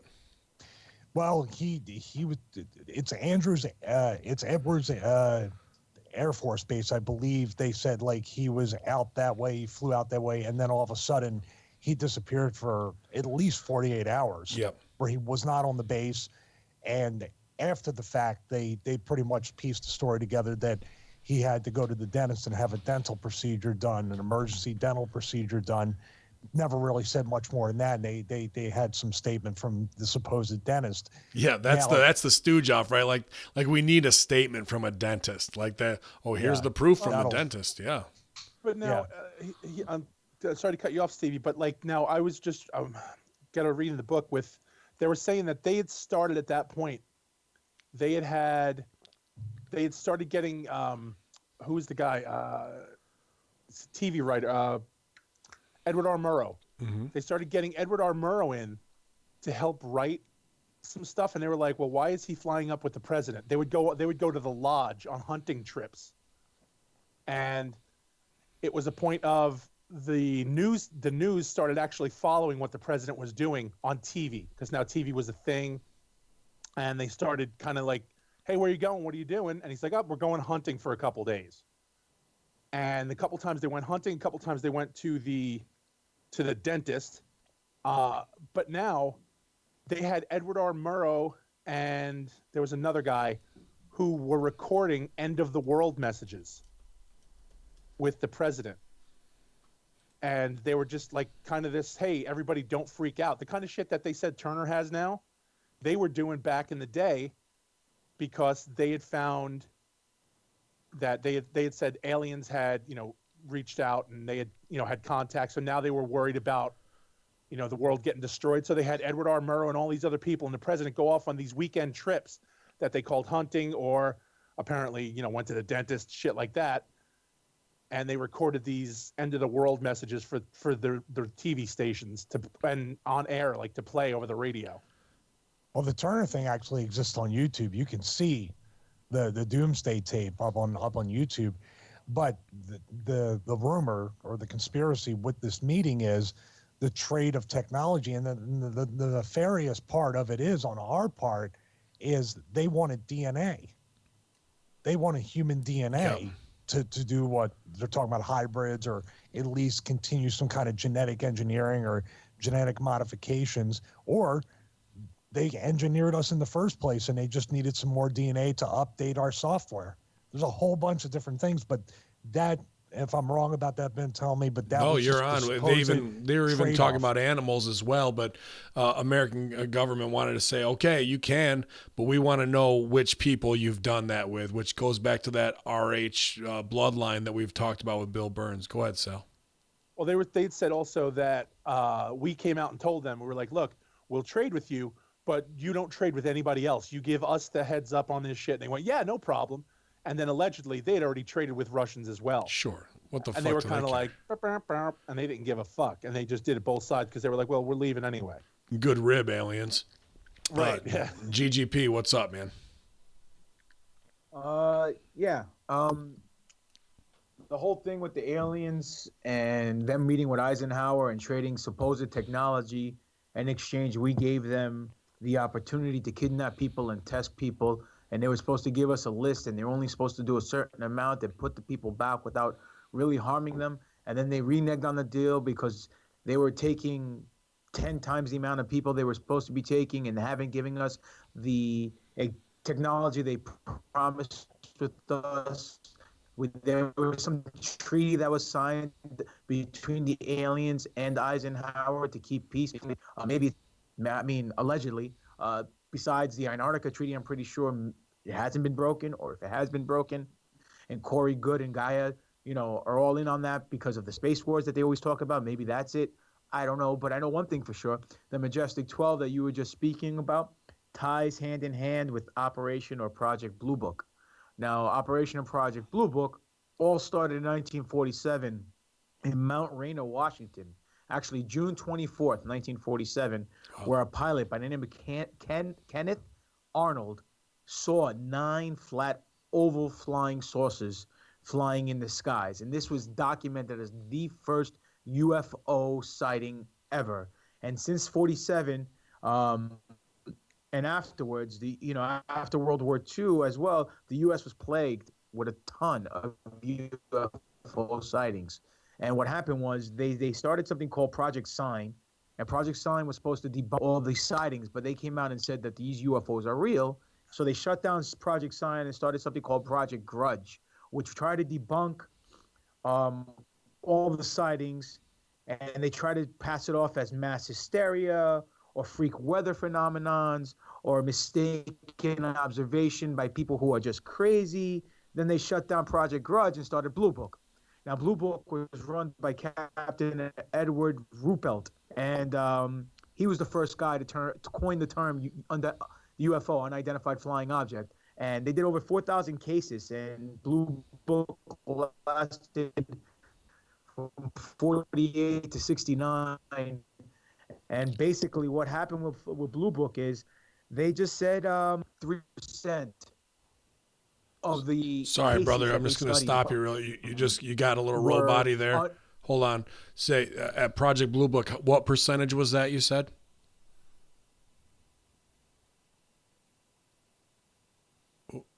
About 3% okay. of all the 4,000 cases were. You got me? Yeah, I got you, man. You're there. Can you hear me? Yes. All right. So about they stated 3% of the cases were due to UFOs and what they were labeled as unknowns, but in actuality, it was closer to about 22 to 23% of the cases. Now, what happened was in '51, when the Washington, when Bill Burns was talking about, what happened was so many people called in to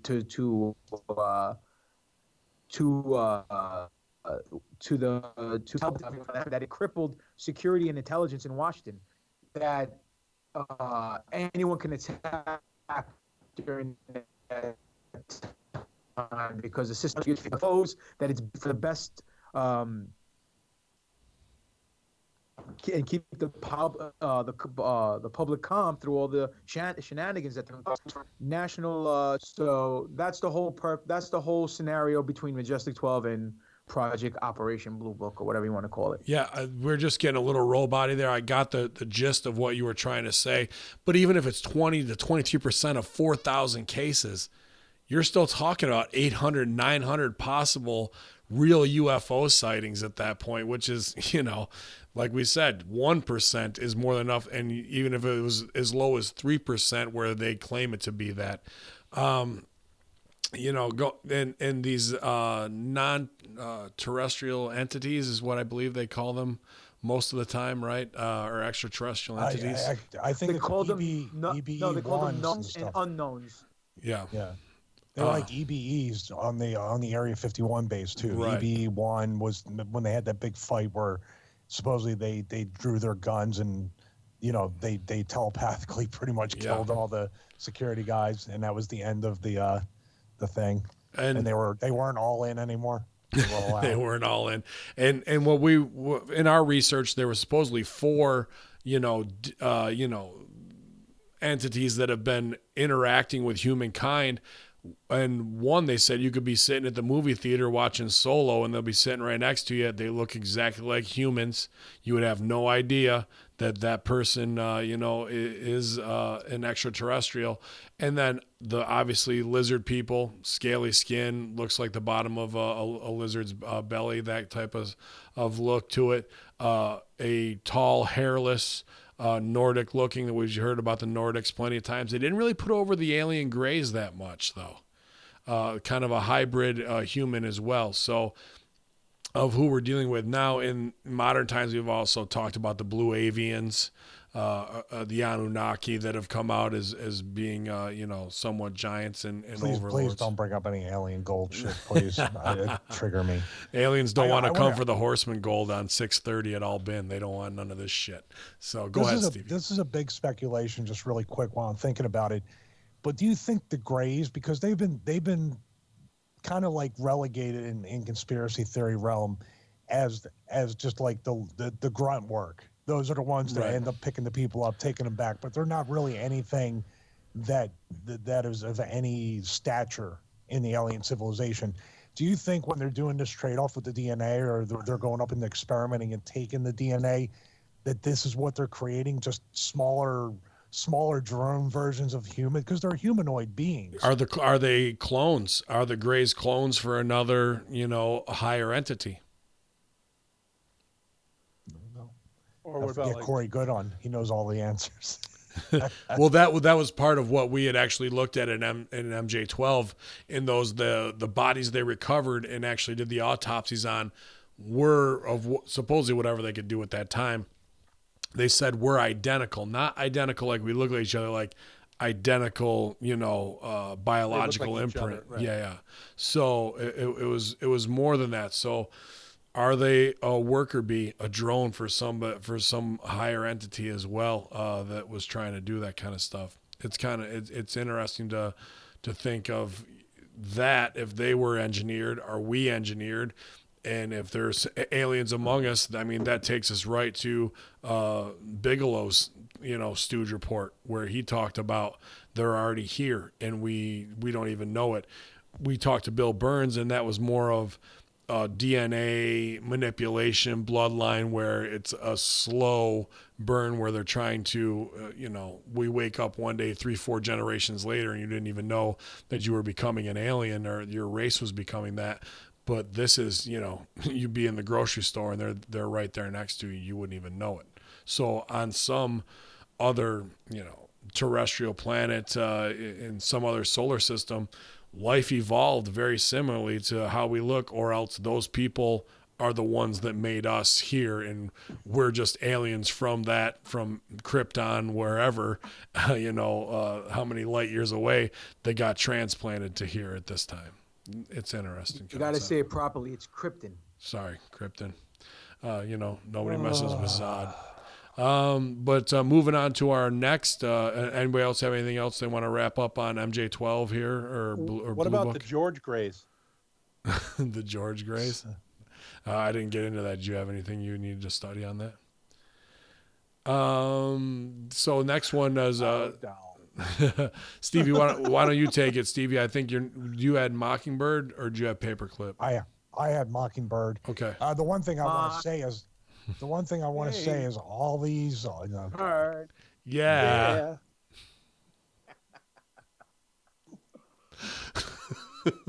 You finished. All right.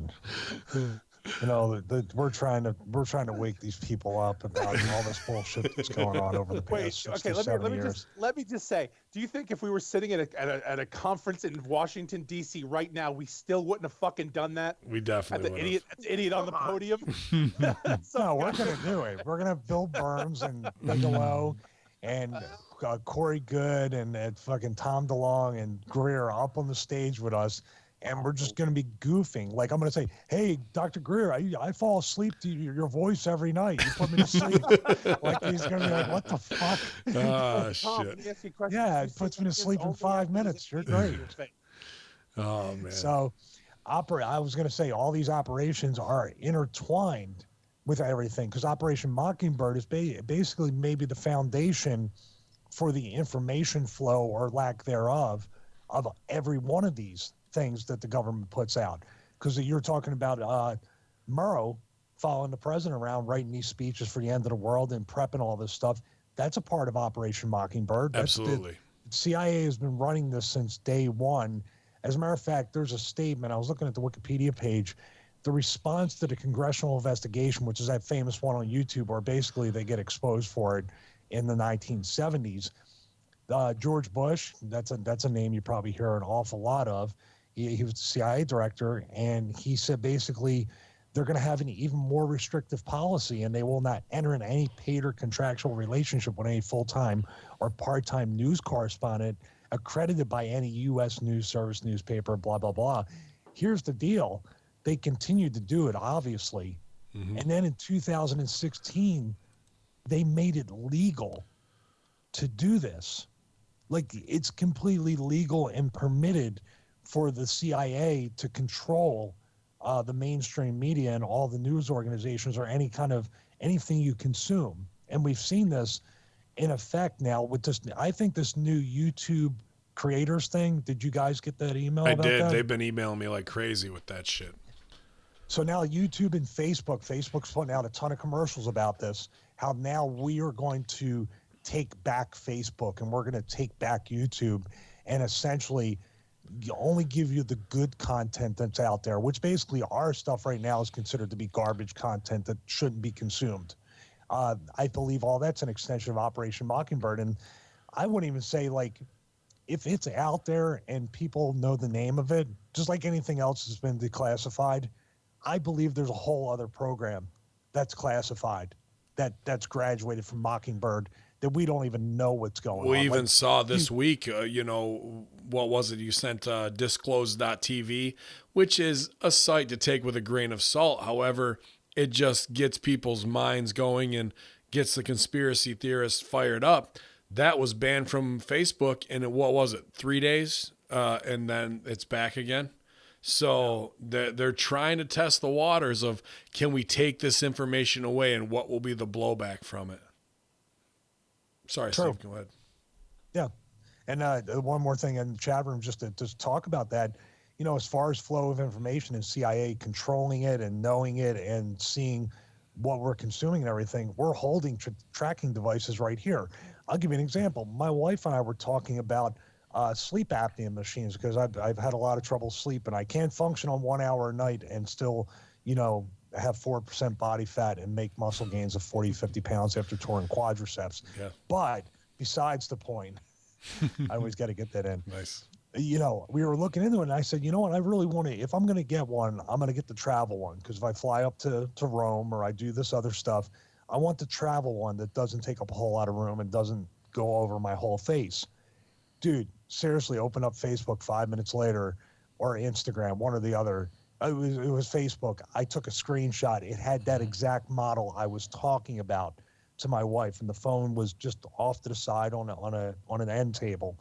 That's all part of Mockingbird too, because how else is mainstream media going to know what our habits are and what's going on and how to study us and how to tailor the commercials and how to tailor the news segments and write the script where they're going to have the bunny segment, which is the same exact wording across like 100 TV stations. Mm-hmm. There's a joke about it that doesn't even frighten people. Do you understand? Like, they made it into a Conan segment to make people laugh.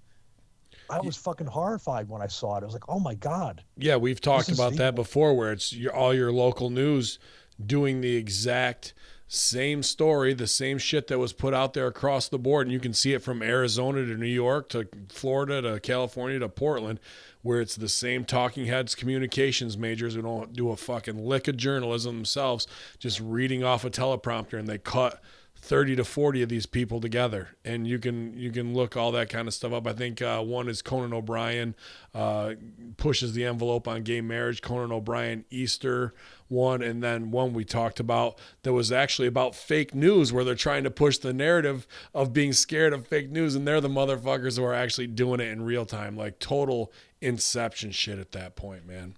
It doesn't help that the number of media conglomerates are lowering in number each and every year.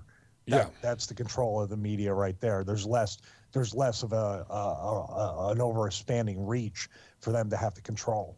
Absolutely. If there's 5 companies that control it all, that's maybe 100 board members total who decide what's going to go through every channel and how it will be put out there at this time. GGP, what are you thinking on this, man? Well, you know, I looked into Mockingbird as well because our timing was off when we took whatever operations we were going to look into. That's fine, dude. The National Defense Authorization Act of 2013 is what removed the ban of U.S. government propaganda to U.S. citizens, and this actually was the Smith-Mundt Act of 1948 and the Foreign Relations Authorization Act of 1987. Now, the point of having these acts in place before 2013 was not only to protect people from propaganda from foreign people, from foreign countries, but to protect propaganda from the government to reach the people. So this basically kiboshed everything that we had into play for 60, 70 years, you know, and then in 2017, you know, both these, not to get political, but both these situations occurred under Obama's watch. You know, in 2017, they made it legal to combat foreign propaganda with domestic propaganda, which makes no sense because the purpose they were stopping it was so people can not be victim to it, but they're doing it with their own propaganda. So at the end of the day, everyone's victimized by propaganda. Now, as far as Mockingbird is concerned, you know, this is still going on today. During the Iraqi war, the U.S. got caught paying off Iraqi newspaper journalists and the newspaper publishers where they were publishing articles that were written by U.S. soldiers and written by Iraqi journalists that shows the support of the invasion of Iraq and weapons of mass destructions in the Bush agenda. And another instance was the Army was also caught sending people from their psychological operatives unit into CNN in 98 and 99 as interns. Anderson Cooper himself also spent 2 summers as an intern in the CIA when he was in Yale.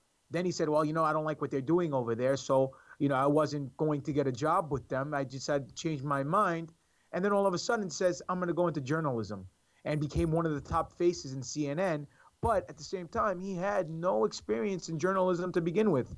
So it's kind of funny if you really look at it, because at the end of the day, when you control the media, you get to control what the people are told, and that's what the whole premise of Operation Mockingbird is, to control the media, and just there's to have their everything in the palm of their hands, and nothing can slip through the cracks, because like you said, five corporations own the media.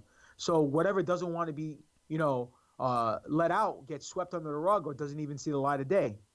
And you're talking about not just what's on TV. We're talking about every radio station, every magazine, every newspaper, every publication, everywhere you turn, you're going to get this specific agenda to be pushed and condition you a certain way.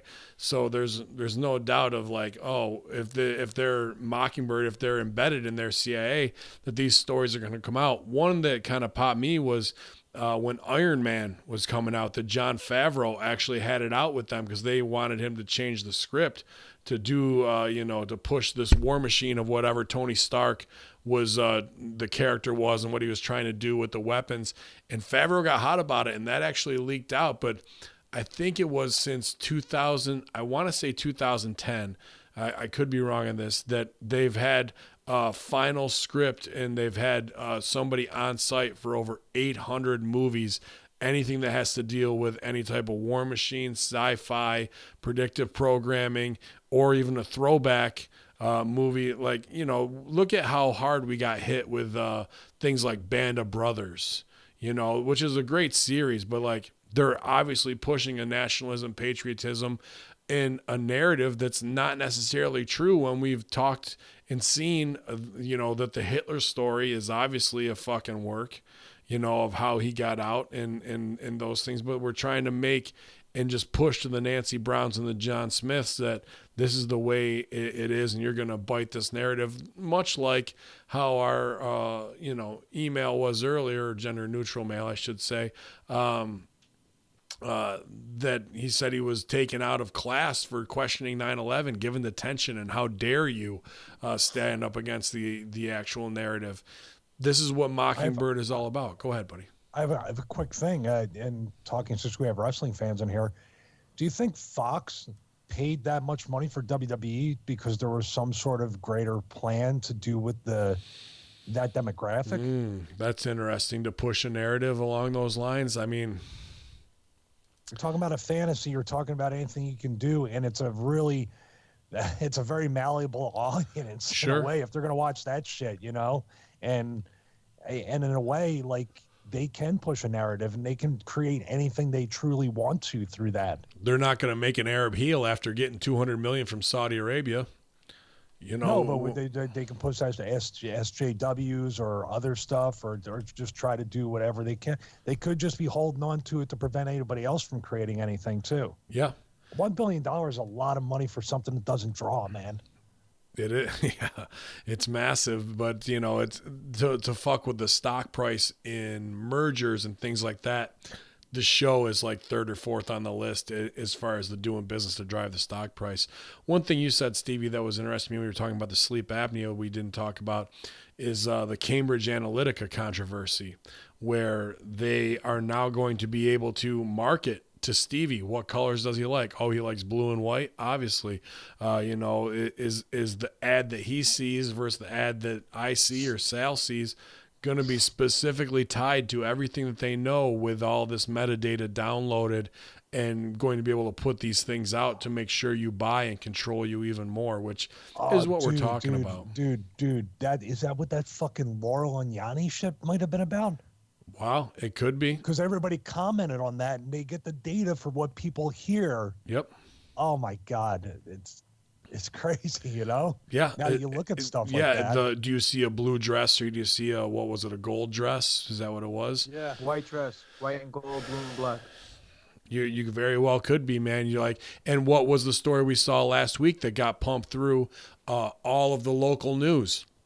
Make sure you reset your router. Russian hackers are hacking every fucking system, and change your passwords as well. Like, these are easy things to fuck with your mom and dad who are in their 60s and 70s, who are going to have a Cold War response to things. And once they reset that password, Boom, we got it. Now we can get that information through Spectrum, which is rebranded Time Warner, whatever the fuck you guys are using. And you've just given up information because you listened to your local news and done that kind of stuff. So it's an insane thing. And we can even go into Vault 7 along those lines where all that was stooged off of, where it's pulling all your metadata, cookies, and all that kind of shit, and where it's being cataloged. And then it's even stooged off through Showtime and HBO shows to be like, we're showing you what we're doing so you won't be shocked later when the story actually comes out because you used it as entertainment. What other project do we have, guys? The Bluebeam? Bluebeam, yeah. Bluebeam? So that's kind of the most recent one. GGP, you were on that as well. I looked into it as well. The video you sent. Yeah, absolutely. So The go ahead. whole thing about project is a false flag is going to the basis is this, that the government, NWO, elite, Illuminati, whatever you want to call them, are going to stage a false flag alien attack to basically destroy old beliefs, implement a one world government and a one world based religion based on satanic ritualistic control and power to the, and I'm just gonna have to stop you, brother. You're breaking up. Holographic. Hey, dude, you're breaking up hardcore. Skype is fucking with you big time. They could be getting us right now. So I'm just gonna. It could be Stevie in the Russian. Listening in. Yeah, it could be Stevie in the Russian hacking. He could have all this set up right now. They're saying in the chat room could be that. So I'm just gonna try and do an abridged version of it right here. Can you hear me clearly now? I can. Yes. It's Can not you that I hear can't me hear you, but you keep kind now? of getting robot-y, and then like it'll stop, and then you'll speed up, and all your words will come flying out, and then it'll stop like that way. It's more Skype fucking up than anything Oh, that's else. been happening all day with you guys on this too. You want to drop out and drop back in? All I'll right, call you back. So you're telling me that when that happens on my end? No, it's not even that, because all three of you guys, that same thing has been happening when you guys been talking to on my. Has it? So that means it's your itself, connection. and it's not gonna. I think it's your GGP, connection of where you are. Stop using your Metro PCS as a Wi-Fi source. Is what they Yeah. said in the chat. Get off Cricket is what they're saying. Yeah, So drop out and come back in. I'll call you right back. Like you're not gonna. Or we could just hang out. And... Yeah, I guess. I hung up on him. All right, cool. Okay. So actually, he made me think about when he was talking about Anderson So Cooper mad. earlier, and that's when he gets so angry. Yeah. But I was thinking earlier when he mentioned the Anderson Cooper thing, and that's why I started looking up John Kirikou. You guys remember him? I don't. Go CIA. ahead. Now, he was a CIA dude who was all over the place in the Middle East. He knows like multiple languages. He was great for interrogation as far as the rules of interrogation, following that sort of shit. Yeah. When they started moving towards that way, they said, hey, we have a new list of acceptable interrogation methods. So they're like, do you want in on it? I'll call him back. Otherwise, he's going to get very upset. I am calling him. He's just not picking up. So wind up being now, he says, well, what you guys are doing just looks like regular fucking torture. That doesn't look like, our shit, what we're supposed to be doing. Right. And he was there when, Zakawi, when he got caught, this dude was with him. And he said, they were talking with him and he was shot and he knew he was going to die. And he was crying and he held the guy's hand and, what all this other bullshit. But he turned around and said, I don't want to be a part of this. You guys are going to torture this dude. And I don't want to be a part of it. So they fucking buried Zakawi, man. They fucking took away his credit. Obama arrested him for what's the word I'm looking for? Espionage. Now, since espionage since that has even been out, there's been literally 3 people since like 1908 or 1902, something like that, since that law came out, that have been brought up on espionage charges.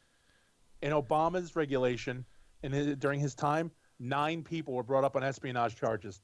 This dude did an ABC interview, and he was like, well, you know, they said, do you think we torture people? And he's like, yeah, we do. I know we do. He was arrested, and he was put into prison. Not even like a work camp, not even like, Club Fed sort of shit. He got sent to a hard-ass prison for espionage. So he stuck it out, and he wrote a book and the whole bit, and he started whistleblowing. And they caught up with all this.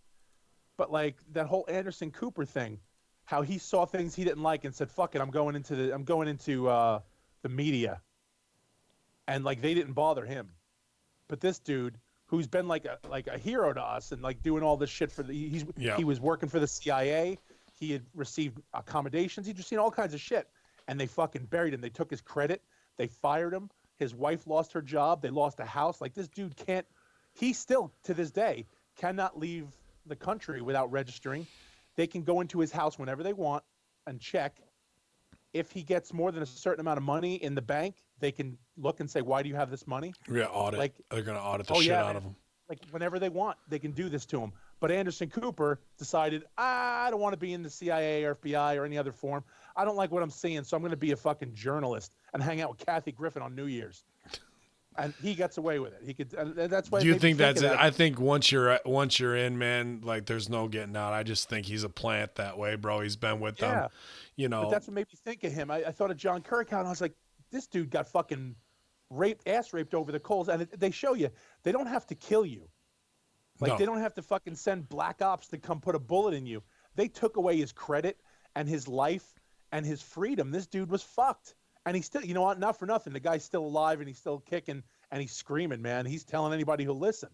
So good for him. But they could just, you don't need to have a chip to get wiped out. You don't need any of that shit. Yeah, well, imagine how quick because they got to expend more effort to do it without the chip. Imagine when everyone's chipped and on the fucking program there where they can just flip the switch on you that quickly and you're done, man.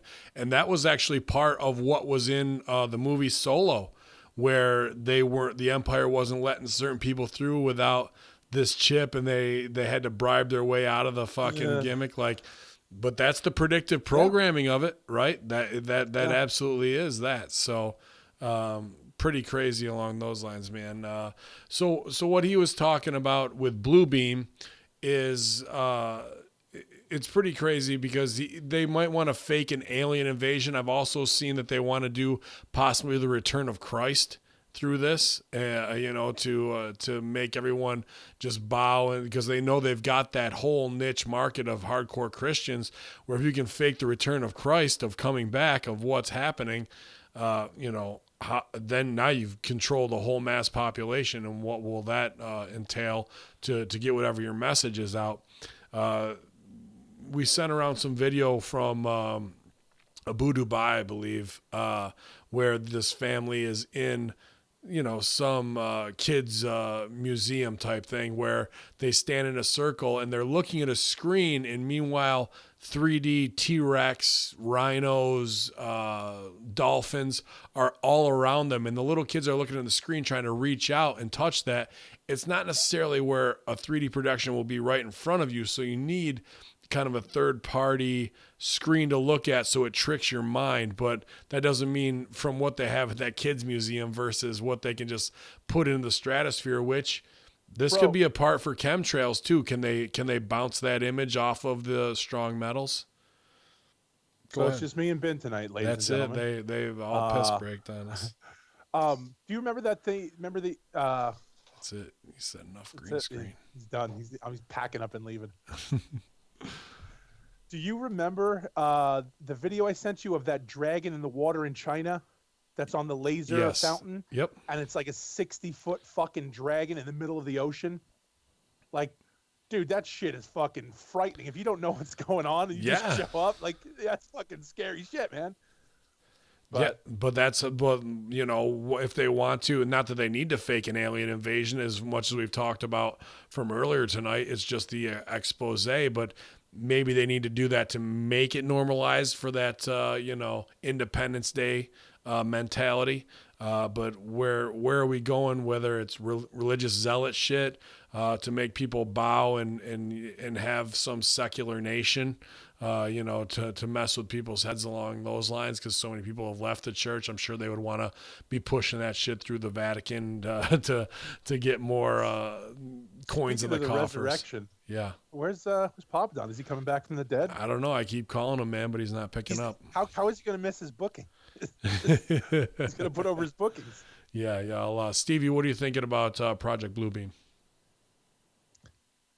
This whole thing with the it is the next logical step, because we have exhausted every resource, no pun intended, with false flags, terror attacks, boogeymen, every terrestrial boogeyman or enemy. We've already pretty much exhausted them, like I said.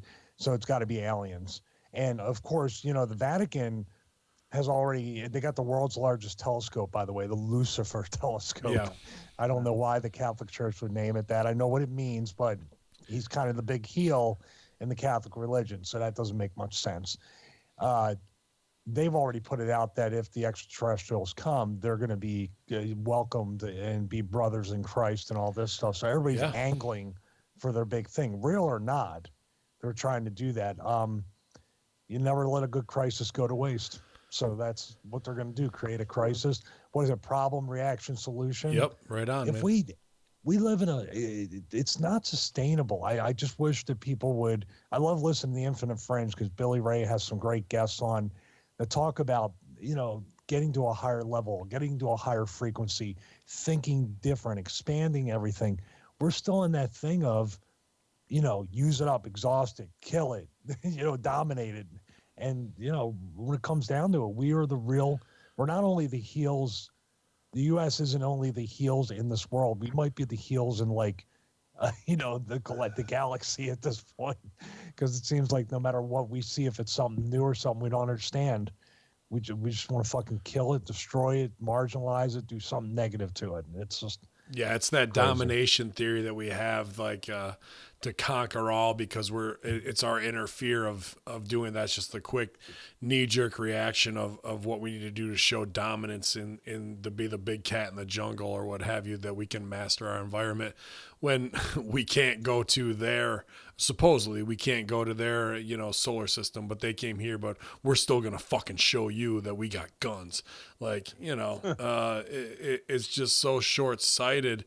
And the fact to go back to even what the Eisenhower administration was, how paranoid they were, Truman, that there were already, like I said, some of those alien races look identical to us or are us. Can they already be walking down the hallways and already embedded? That's kind of put in, I'm not sure which X-Men, but isn't that like an earlier on X-Men? Who's the blue guy from Frasier plays him? Beast, right? Yeah. So that that's part of that story as well. Can't trust them in that stuff. Could definitely be a part of that. Let me just say this too, which I absolutely stroked out and forgot. My CTE kicked in. Here's what people need to realize. All these documents are out there and declassified. Now, whether you say, hey, I don't believe it, it's crazy or whatever, why would the government go through decades and decades and decades of writing what's essentially nothing more than fan fiction? Why are they writing these science fiction books? And why are they using, by the way, if it isn't real, why are they wasting our taxpayer dollars on all this bullshit that's not real? Why do they have laws that say you can't mix animal genes with humans? Yeah, that's what I mean. If there was not an application somewhere of that, if there was not an event that occurred, we're all reactive to everything. So this is the only thing that we do where we're saying, just in case someday 100 or 200 years from now, we want to get ahead of this, because everything else we do on this planet is so proactive. Right. Right. Yeah, man, I don't know what the MO is behind doing that, aside from a trauma-based control, which is obviously MK Ultra on a massive level. Well, what I mean is it's totally secret, though, and it's being declared. I'm saying, why would you write something that you're keeping classified for decades and decades So you can just say, wow, it's going to be real cool when we release this. This is going to be cool. It's going to blow everybody's mind 40 years from now. I'm just giving the goofiest answers that don't make any sense other than this shit has really, this has really happened and we needed to document it. By the way, if you want to keep something secret, you don't ever document it anyway. So if you want it really true, or you don't tell Sal. One or the other. Really, that's what we're doing now. All right, fair enough. So strong. I wish GGP was here to rib on that one too. But it's that Big Stooge. Go ahead. God sucker. Right. So no, here's the deal. You're man. so close to the camera. All we can see is your mouth and chin. That's perfect. That's all you need to see. So anyway, that's what we'll do the rest of the fucking show. No. So the deal with being, look at the Parkland guy who got the fucking big pension. Yeah. And that shit is what, like 8,002. Yeah. Because they're keeping a fucking book on it. You know what I mean? Like, these guys are doing this shit and they have to keep records because it's the government and they're all assholes and they're going to keep these fucking records. Oh. Yeah, no, I don't disagree with you at all, man. It's all a fucking tally. What are you watching me do? I don't know. You're fucking shady. I'm sending my wife a kiss emoji. Yeah. Just let her know I'm still here. What's your wife's name again? No, just left it alone, right? But no, everybody's gonna make a big deal. Shit. Of course, Put everybody's the gonna fucking fucking remember. He's screws gonna in make a spot out of it. Yeah, got to, man. Thank God we don't have like Sal doesn't have OBS or it'd be like a ticker of her social security number going across the screen. I know, right? That's coming next time. Yeah, this is his home address and shit. Fucking A. But yeah, a lot, man. Like I was saying, but that's the situation of it. Like I just feel like they keep doing the same thing over and over, and they're so smug that we're not going to get away with it. Like they feel like they're beyond our reproach, so they're going to keep records because they have to look back and they have to say, okay, we got to look back and say we got to keep records of this for financial reasons only, because that's the only way anybody ever gets fucked is when they don't pay taxes. Well, there is an Infinite Fringe episode where we had a former IRS agent on who hasn't paid taxes since 1998. They did try to put the fucks to him, though. I think they hit him with 7 different felony counts. He beat them all except for one that was down to a misdemeanor, but he hasn't paid taxes since Clinton era. So it's interesting, but you gotta, if you're gonna, go for the gold on that one, you better be lawyered up and ready to fucking go to wear them out. So that's just what does it say on the top of the taxes that everybody points out? Oh, thank you for volunteering to pay your income tax. He was in the Clinton administration, went to Clinton's office, top guys, and said, you show me where the fuck it says in the Constitution where I have to pay this and what amendment, and they couldn't do shit. And he beat him in court X amount of times. And he's just a guy who's going to win, but they're going to like, all right, you're not going to go podcast and cause a revolution. But he's out there saying it, man. And he was a legit IRS guy, former military, former police officer as well. That's a great Infinite Fringe episode with Billy Ray, myself, and Josh Corey. You definitely should check it out if you're ready to take on that fight of never paying income tax again. He hasn't paid since 98. It's definitely enticing to do that, but you better be lawyered the fuck up because they are going to come after you and try and hang you out to dry on that stuff, man. Fuck yeah. But yeah, I think we've covered a fair amount. I think GGP might just be joining us back again here. Just in time for booking. Just in time for Bookie Monsters and all that kind of gimmick.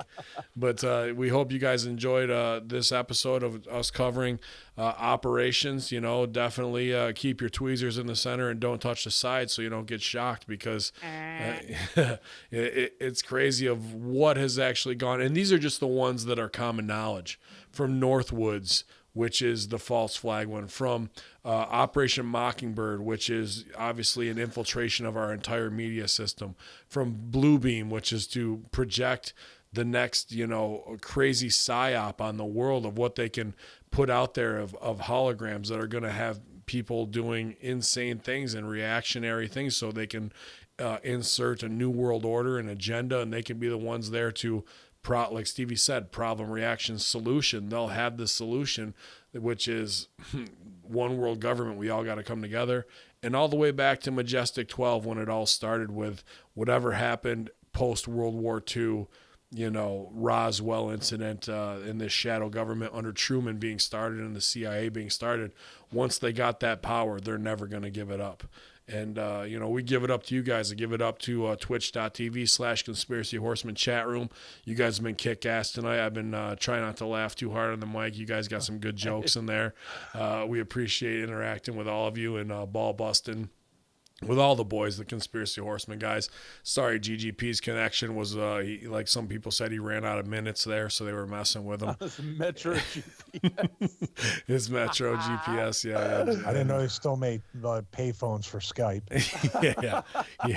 He was on that 56K dial-up tonight. He's mad, too, because he didn't get the last word in on anything. I know, he's hot about it. But we still love you, GGP. It's a good rib all the way around, brother. He's not going to listen to this because he doesn't listen. If he's not on. No, if he's not on, he's not listening. And if you guys got any questions, definitely hit him up at Greek God Papadon. Wait, go ahead. Metro GGP. Metro GGP. There it is right there. That's your new. That's a good shirt. Yeah. Tremendous.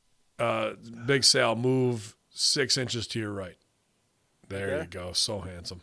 Now, Go ahead. But now, hang on a sec, just so everybody doesn't get fucking crazy over here. So are we keeping you up, Triple H? And we're not going to do a Far Cry after this. Who, me and you? Yeah. Oh, I got to get up at 3, man. All right, just saying. So anyway, I'll be home this weekend. On Skype, well, okay, so am I. So on Skype, I'm dead center. On Twitch, I'm all the way the fuck. I just pulled my Twitch screen over because all I have is the chat up. I pulled it over and I'm GGPing all the way to the left. No, you're on the left where I see you too on Skype. You're not centered. I am on my Skype right now. I'm Got to centered. move to your right about. No, 6 he's inches in good. front of He's the good Star right Trek now. sign. I got him on all 4. It's mine that matters because I'm the one who's fucking doing the OBS when it comes to Twitch. And right now, everybody looks wonderful. We haven't signed off yet. You're still live, buddy. Want to say something racist? No, he signed off. Go ahead. You want to stooge off Stevie's wife's name real quick? Oh, you see, now nobody cared. Nobody would remember, but you keep bringing it up. Calm down, Hendry. Yeah. But we're glad Did you're you guys back. go over Blue Beam? Yeah, we did go over Blue Beam, man. Just what they want to do, religion-wise, alien-wise, to do this problem reaction solution. Fucking sheet right here, and the goddamn Skype had to go out. I feel you, and you sound great right now. So Yeah, you sound rich. Amazing. but we do have a new You shoot. guys go over Northwoods? No, we didn't do Northwoods, but we kind of did with 9/11. But the new shirt for you is Metro GGP instead of Metro GPS. So, if you want to put that out, we got that one for you. Abe Pash came up with that one. That was good. Yeah, strong. But we're glad Bookie Monster's back. We'll let you set it off right here, man. Where can we see you? Where can we find you, Bookie? Obviously not fucking on Skype. Shit, motherfucker. So let's see. The 15th of this month, June, I will be at Five Borough Wrestling in Brooklyn, New York. The 16th, I will be at Ronin in Florida. 23rd, I'll be at FTPW, Full Throttle Pro Wrestling, back in Florida.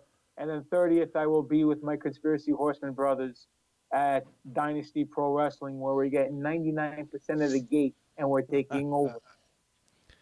Yeah, I hope so with the amount of By the way, sponsorships. you can find me on Twitter at Greek God Papadon, Facebook, Demetrius Papadon, Pro Wrestling Tees / Greek God Papadon, and my YouTube channel, Greek God Papadon.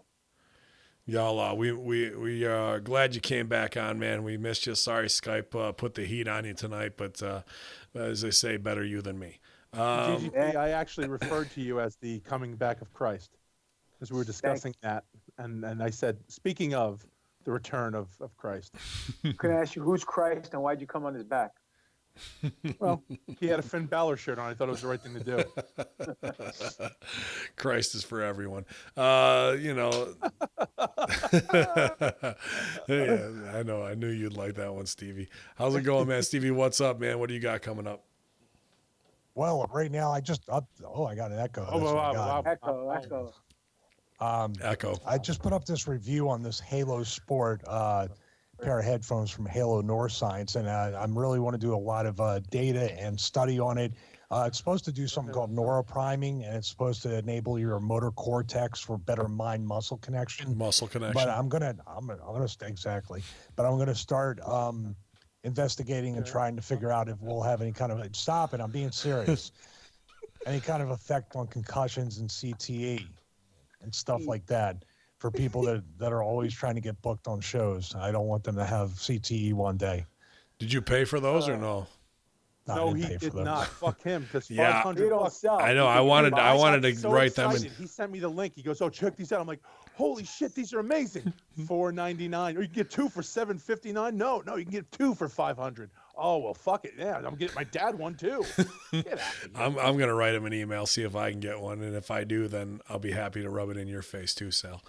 But yeah, Good. go ahead. Well, Stevie. anyway, you can find. I got another. All I got coming up is June 30th, and then what we're shooting for the show. And I might actually be able to make it out to the Guidestones and shoot kind of like a pre-pilot show where we kind of get the format down and the footage and all that stuff. So we're going to be working on a lot of technology-based stuff for the audio, the video, the live podcast.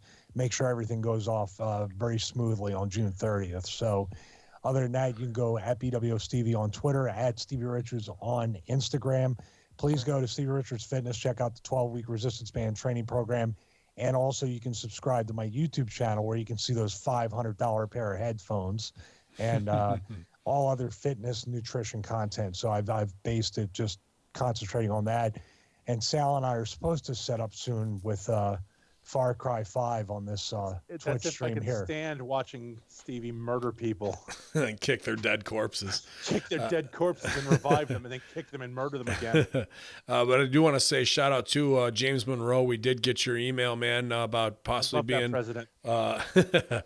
a production assistant for Horsemen. Whether it's Stevie doing the bit out of the Georgia Guidestones or the Giants one we're going to do up here in Cooperstown. We appreciate that, and everybody who's very interested in helping us out. I would like to, definitely shout out to Jamie and Chuck. Good people. Yeah, Jamie and Chuck. As far as that is, just the love you guys are showing us. It is humbling that you're along for the ride, even when Skype fucks with us and cuts out GGP. That you guys hang in there during Domo Arigato, Mr. Obato voice or whatever it is. We're using 3 or 4 different types of technology all over the country and coming together here to do this on twitch.tv/conspiracy horsemen. So we appreciate it. And, just the fact that you guys are humble enough to say, hey, I'd like to be a part of what you're doing. And, I'll be the young boy in the locker room and set up the ring and carry the bags no matter what, just to be a part of something. We really appreciate that, and we definitely need people to carry our bags. Sal, what's going on with you, brother?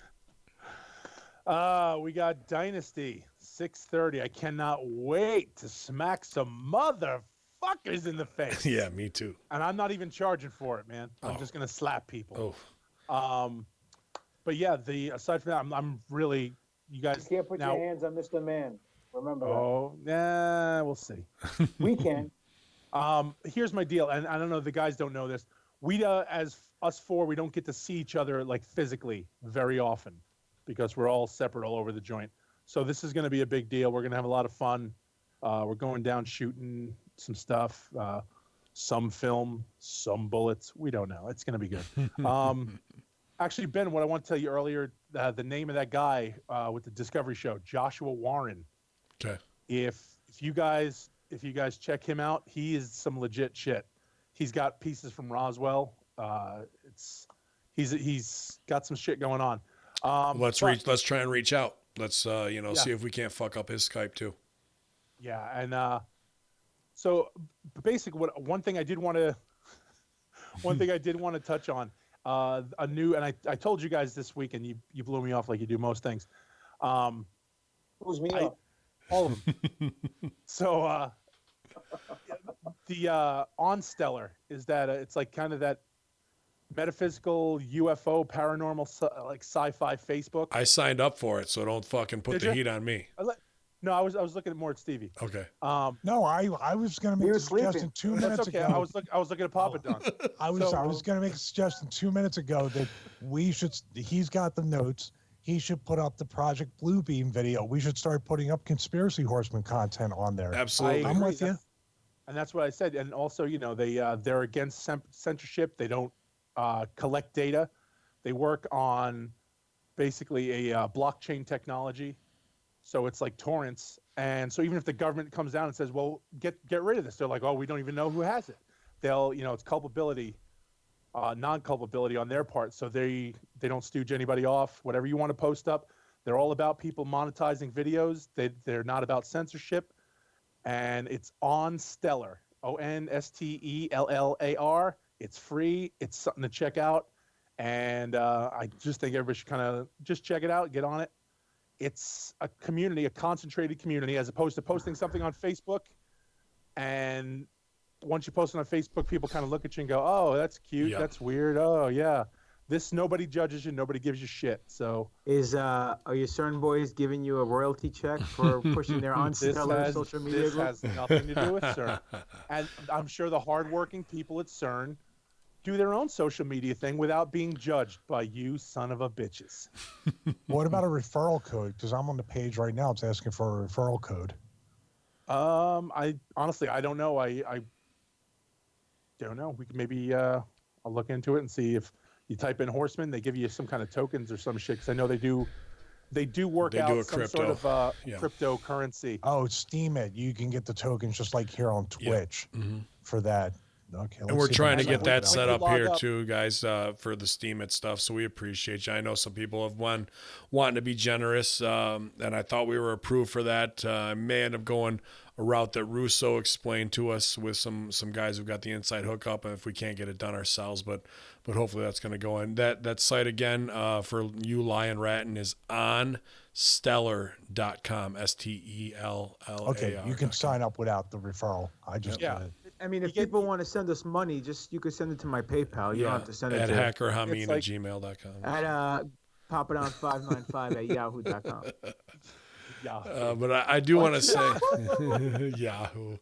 But like I said, it's one of those things. It's a free thing. Just go check it out, and that's all I got because I don't have a lot of bookings like some people do. Oh shit. Well, that one booking you do have, you're getting paid is a lot more than what fucking Hightower has because He's still selling tickets to get in. Shit. He's selling tickets to get on the card. There's 6 tickets you can get on, bro.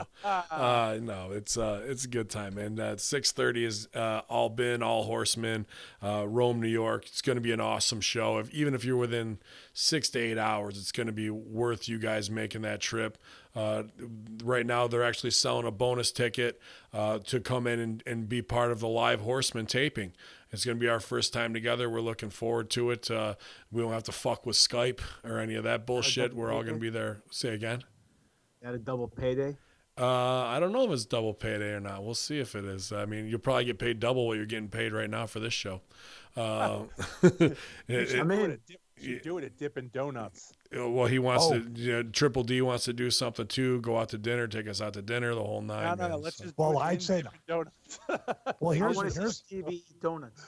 my idea was. I talked to D today. My idea was possibly either the meetup or the roundup to close off will be at Dippin' Donuts. Yeah, I'm That'll be down, like kinda man. Dude, Dimitri at Dippin' Donuts is killing it. He's selling all types of sponsorships, selling all the pre-sale there at his Black River Boulevard location.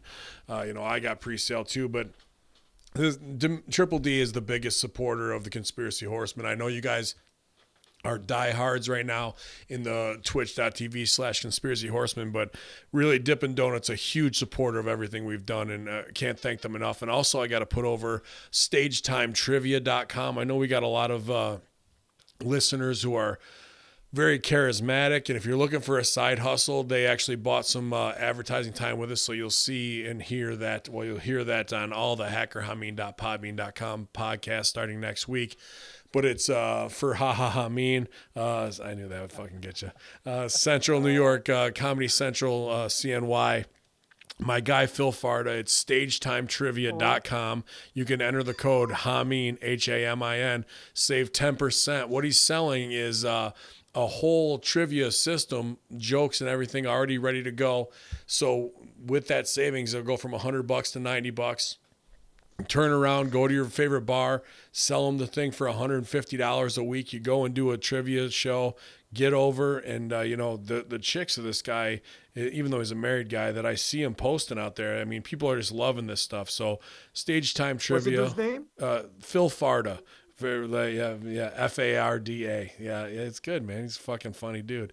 But he's giving me a lot of stage time. I'll be working with him on the 15th at Floyd's. Yeah, Phil Farda.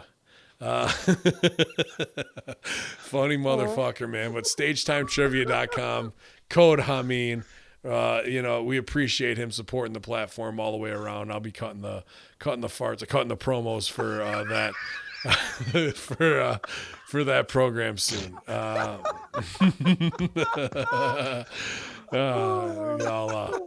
you want to?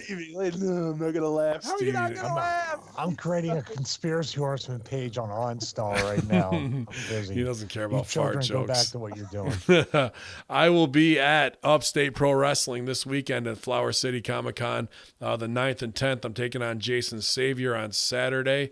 Should be a really good time there. Like I said, Jake the Snake Roberts there, Leva Bates, Solo Darling, Colin Delaney, Captain Nick Ando, Maddock. It's going to be a good time working that Comic-Con. And actually on Sunday, they're having a cosplay battle royal. So I look forward to see who's going to wear the T-Rex outfit and go over the top rope on that one. So it should be a good time. 15th, I'm with Phil Farda at Comedy Central, CNY, doing something at Floyd's there. Then a quick break to get out of the state with the wives because I'm on the road so much. So a little vacation for Hacker Hameen. Then the big Canada tour is coming up. I'm at Border Town Wrestling in Fort Erie on the 23rd. The 24th, I'm with Crossfire in Welland, Ontario. And then the 25th, if you're an Orthodox Jew, I'll be with the Megan Brothers at a synagogue doing a show in front of 700 Orthodox Jews, which will be a fun time for an Arab guy. And then, of course, 6:30 Dynasty. We're back, Infidels. The Conspiracy Horsemen, full force, full power. We're taking over the entire industry. We're going to be shooting our pilot episode, which will be coming to you on Giants. We're looking forward to it. Appreciate everybody's support all the way through on everything we're doing, whether you're doing candle lighting, topless Wiccan witchcraft for us, or sweet jars and all, man.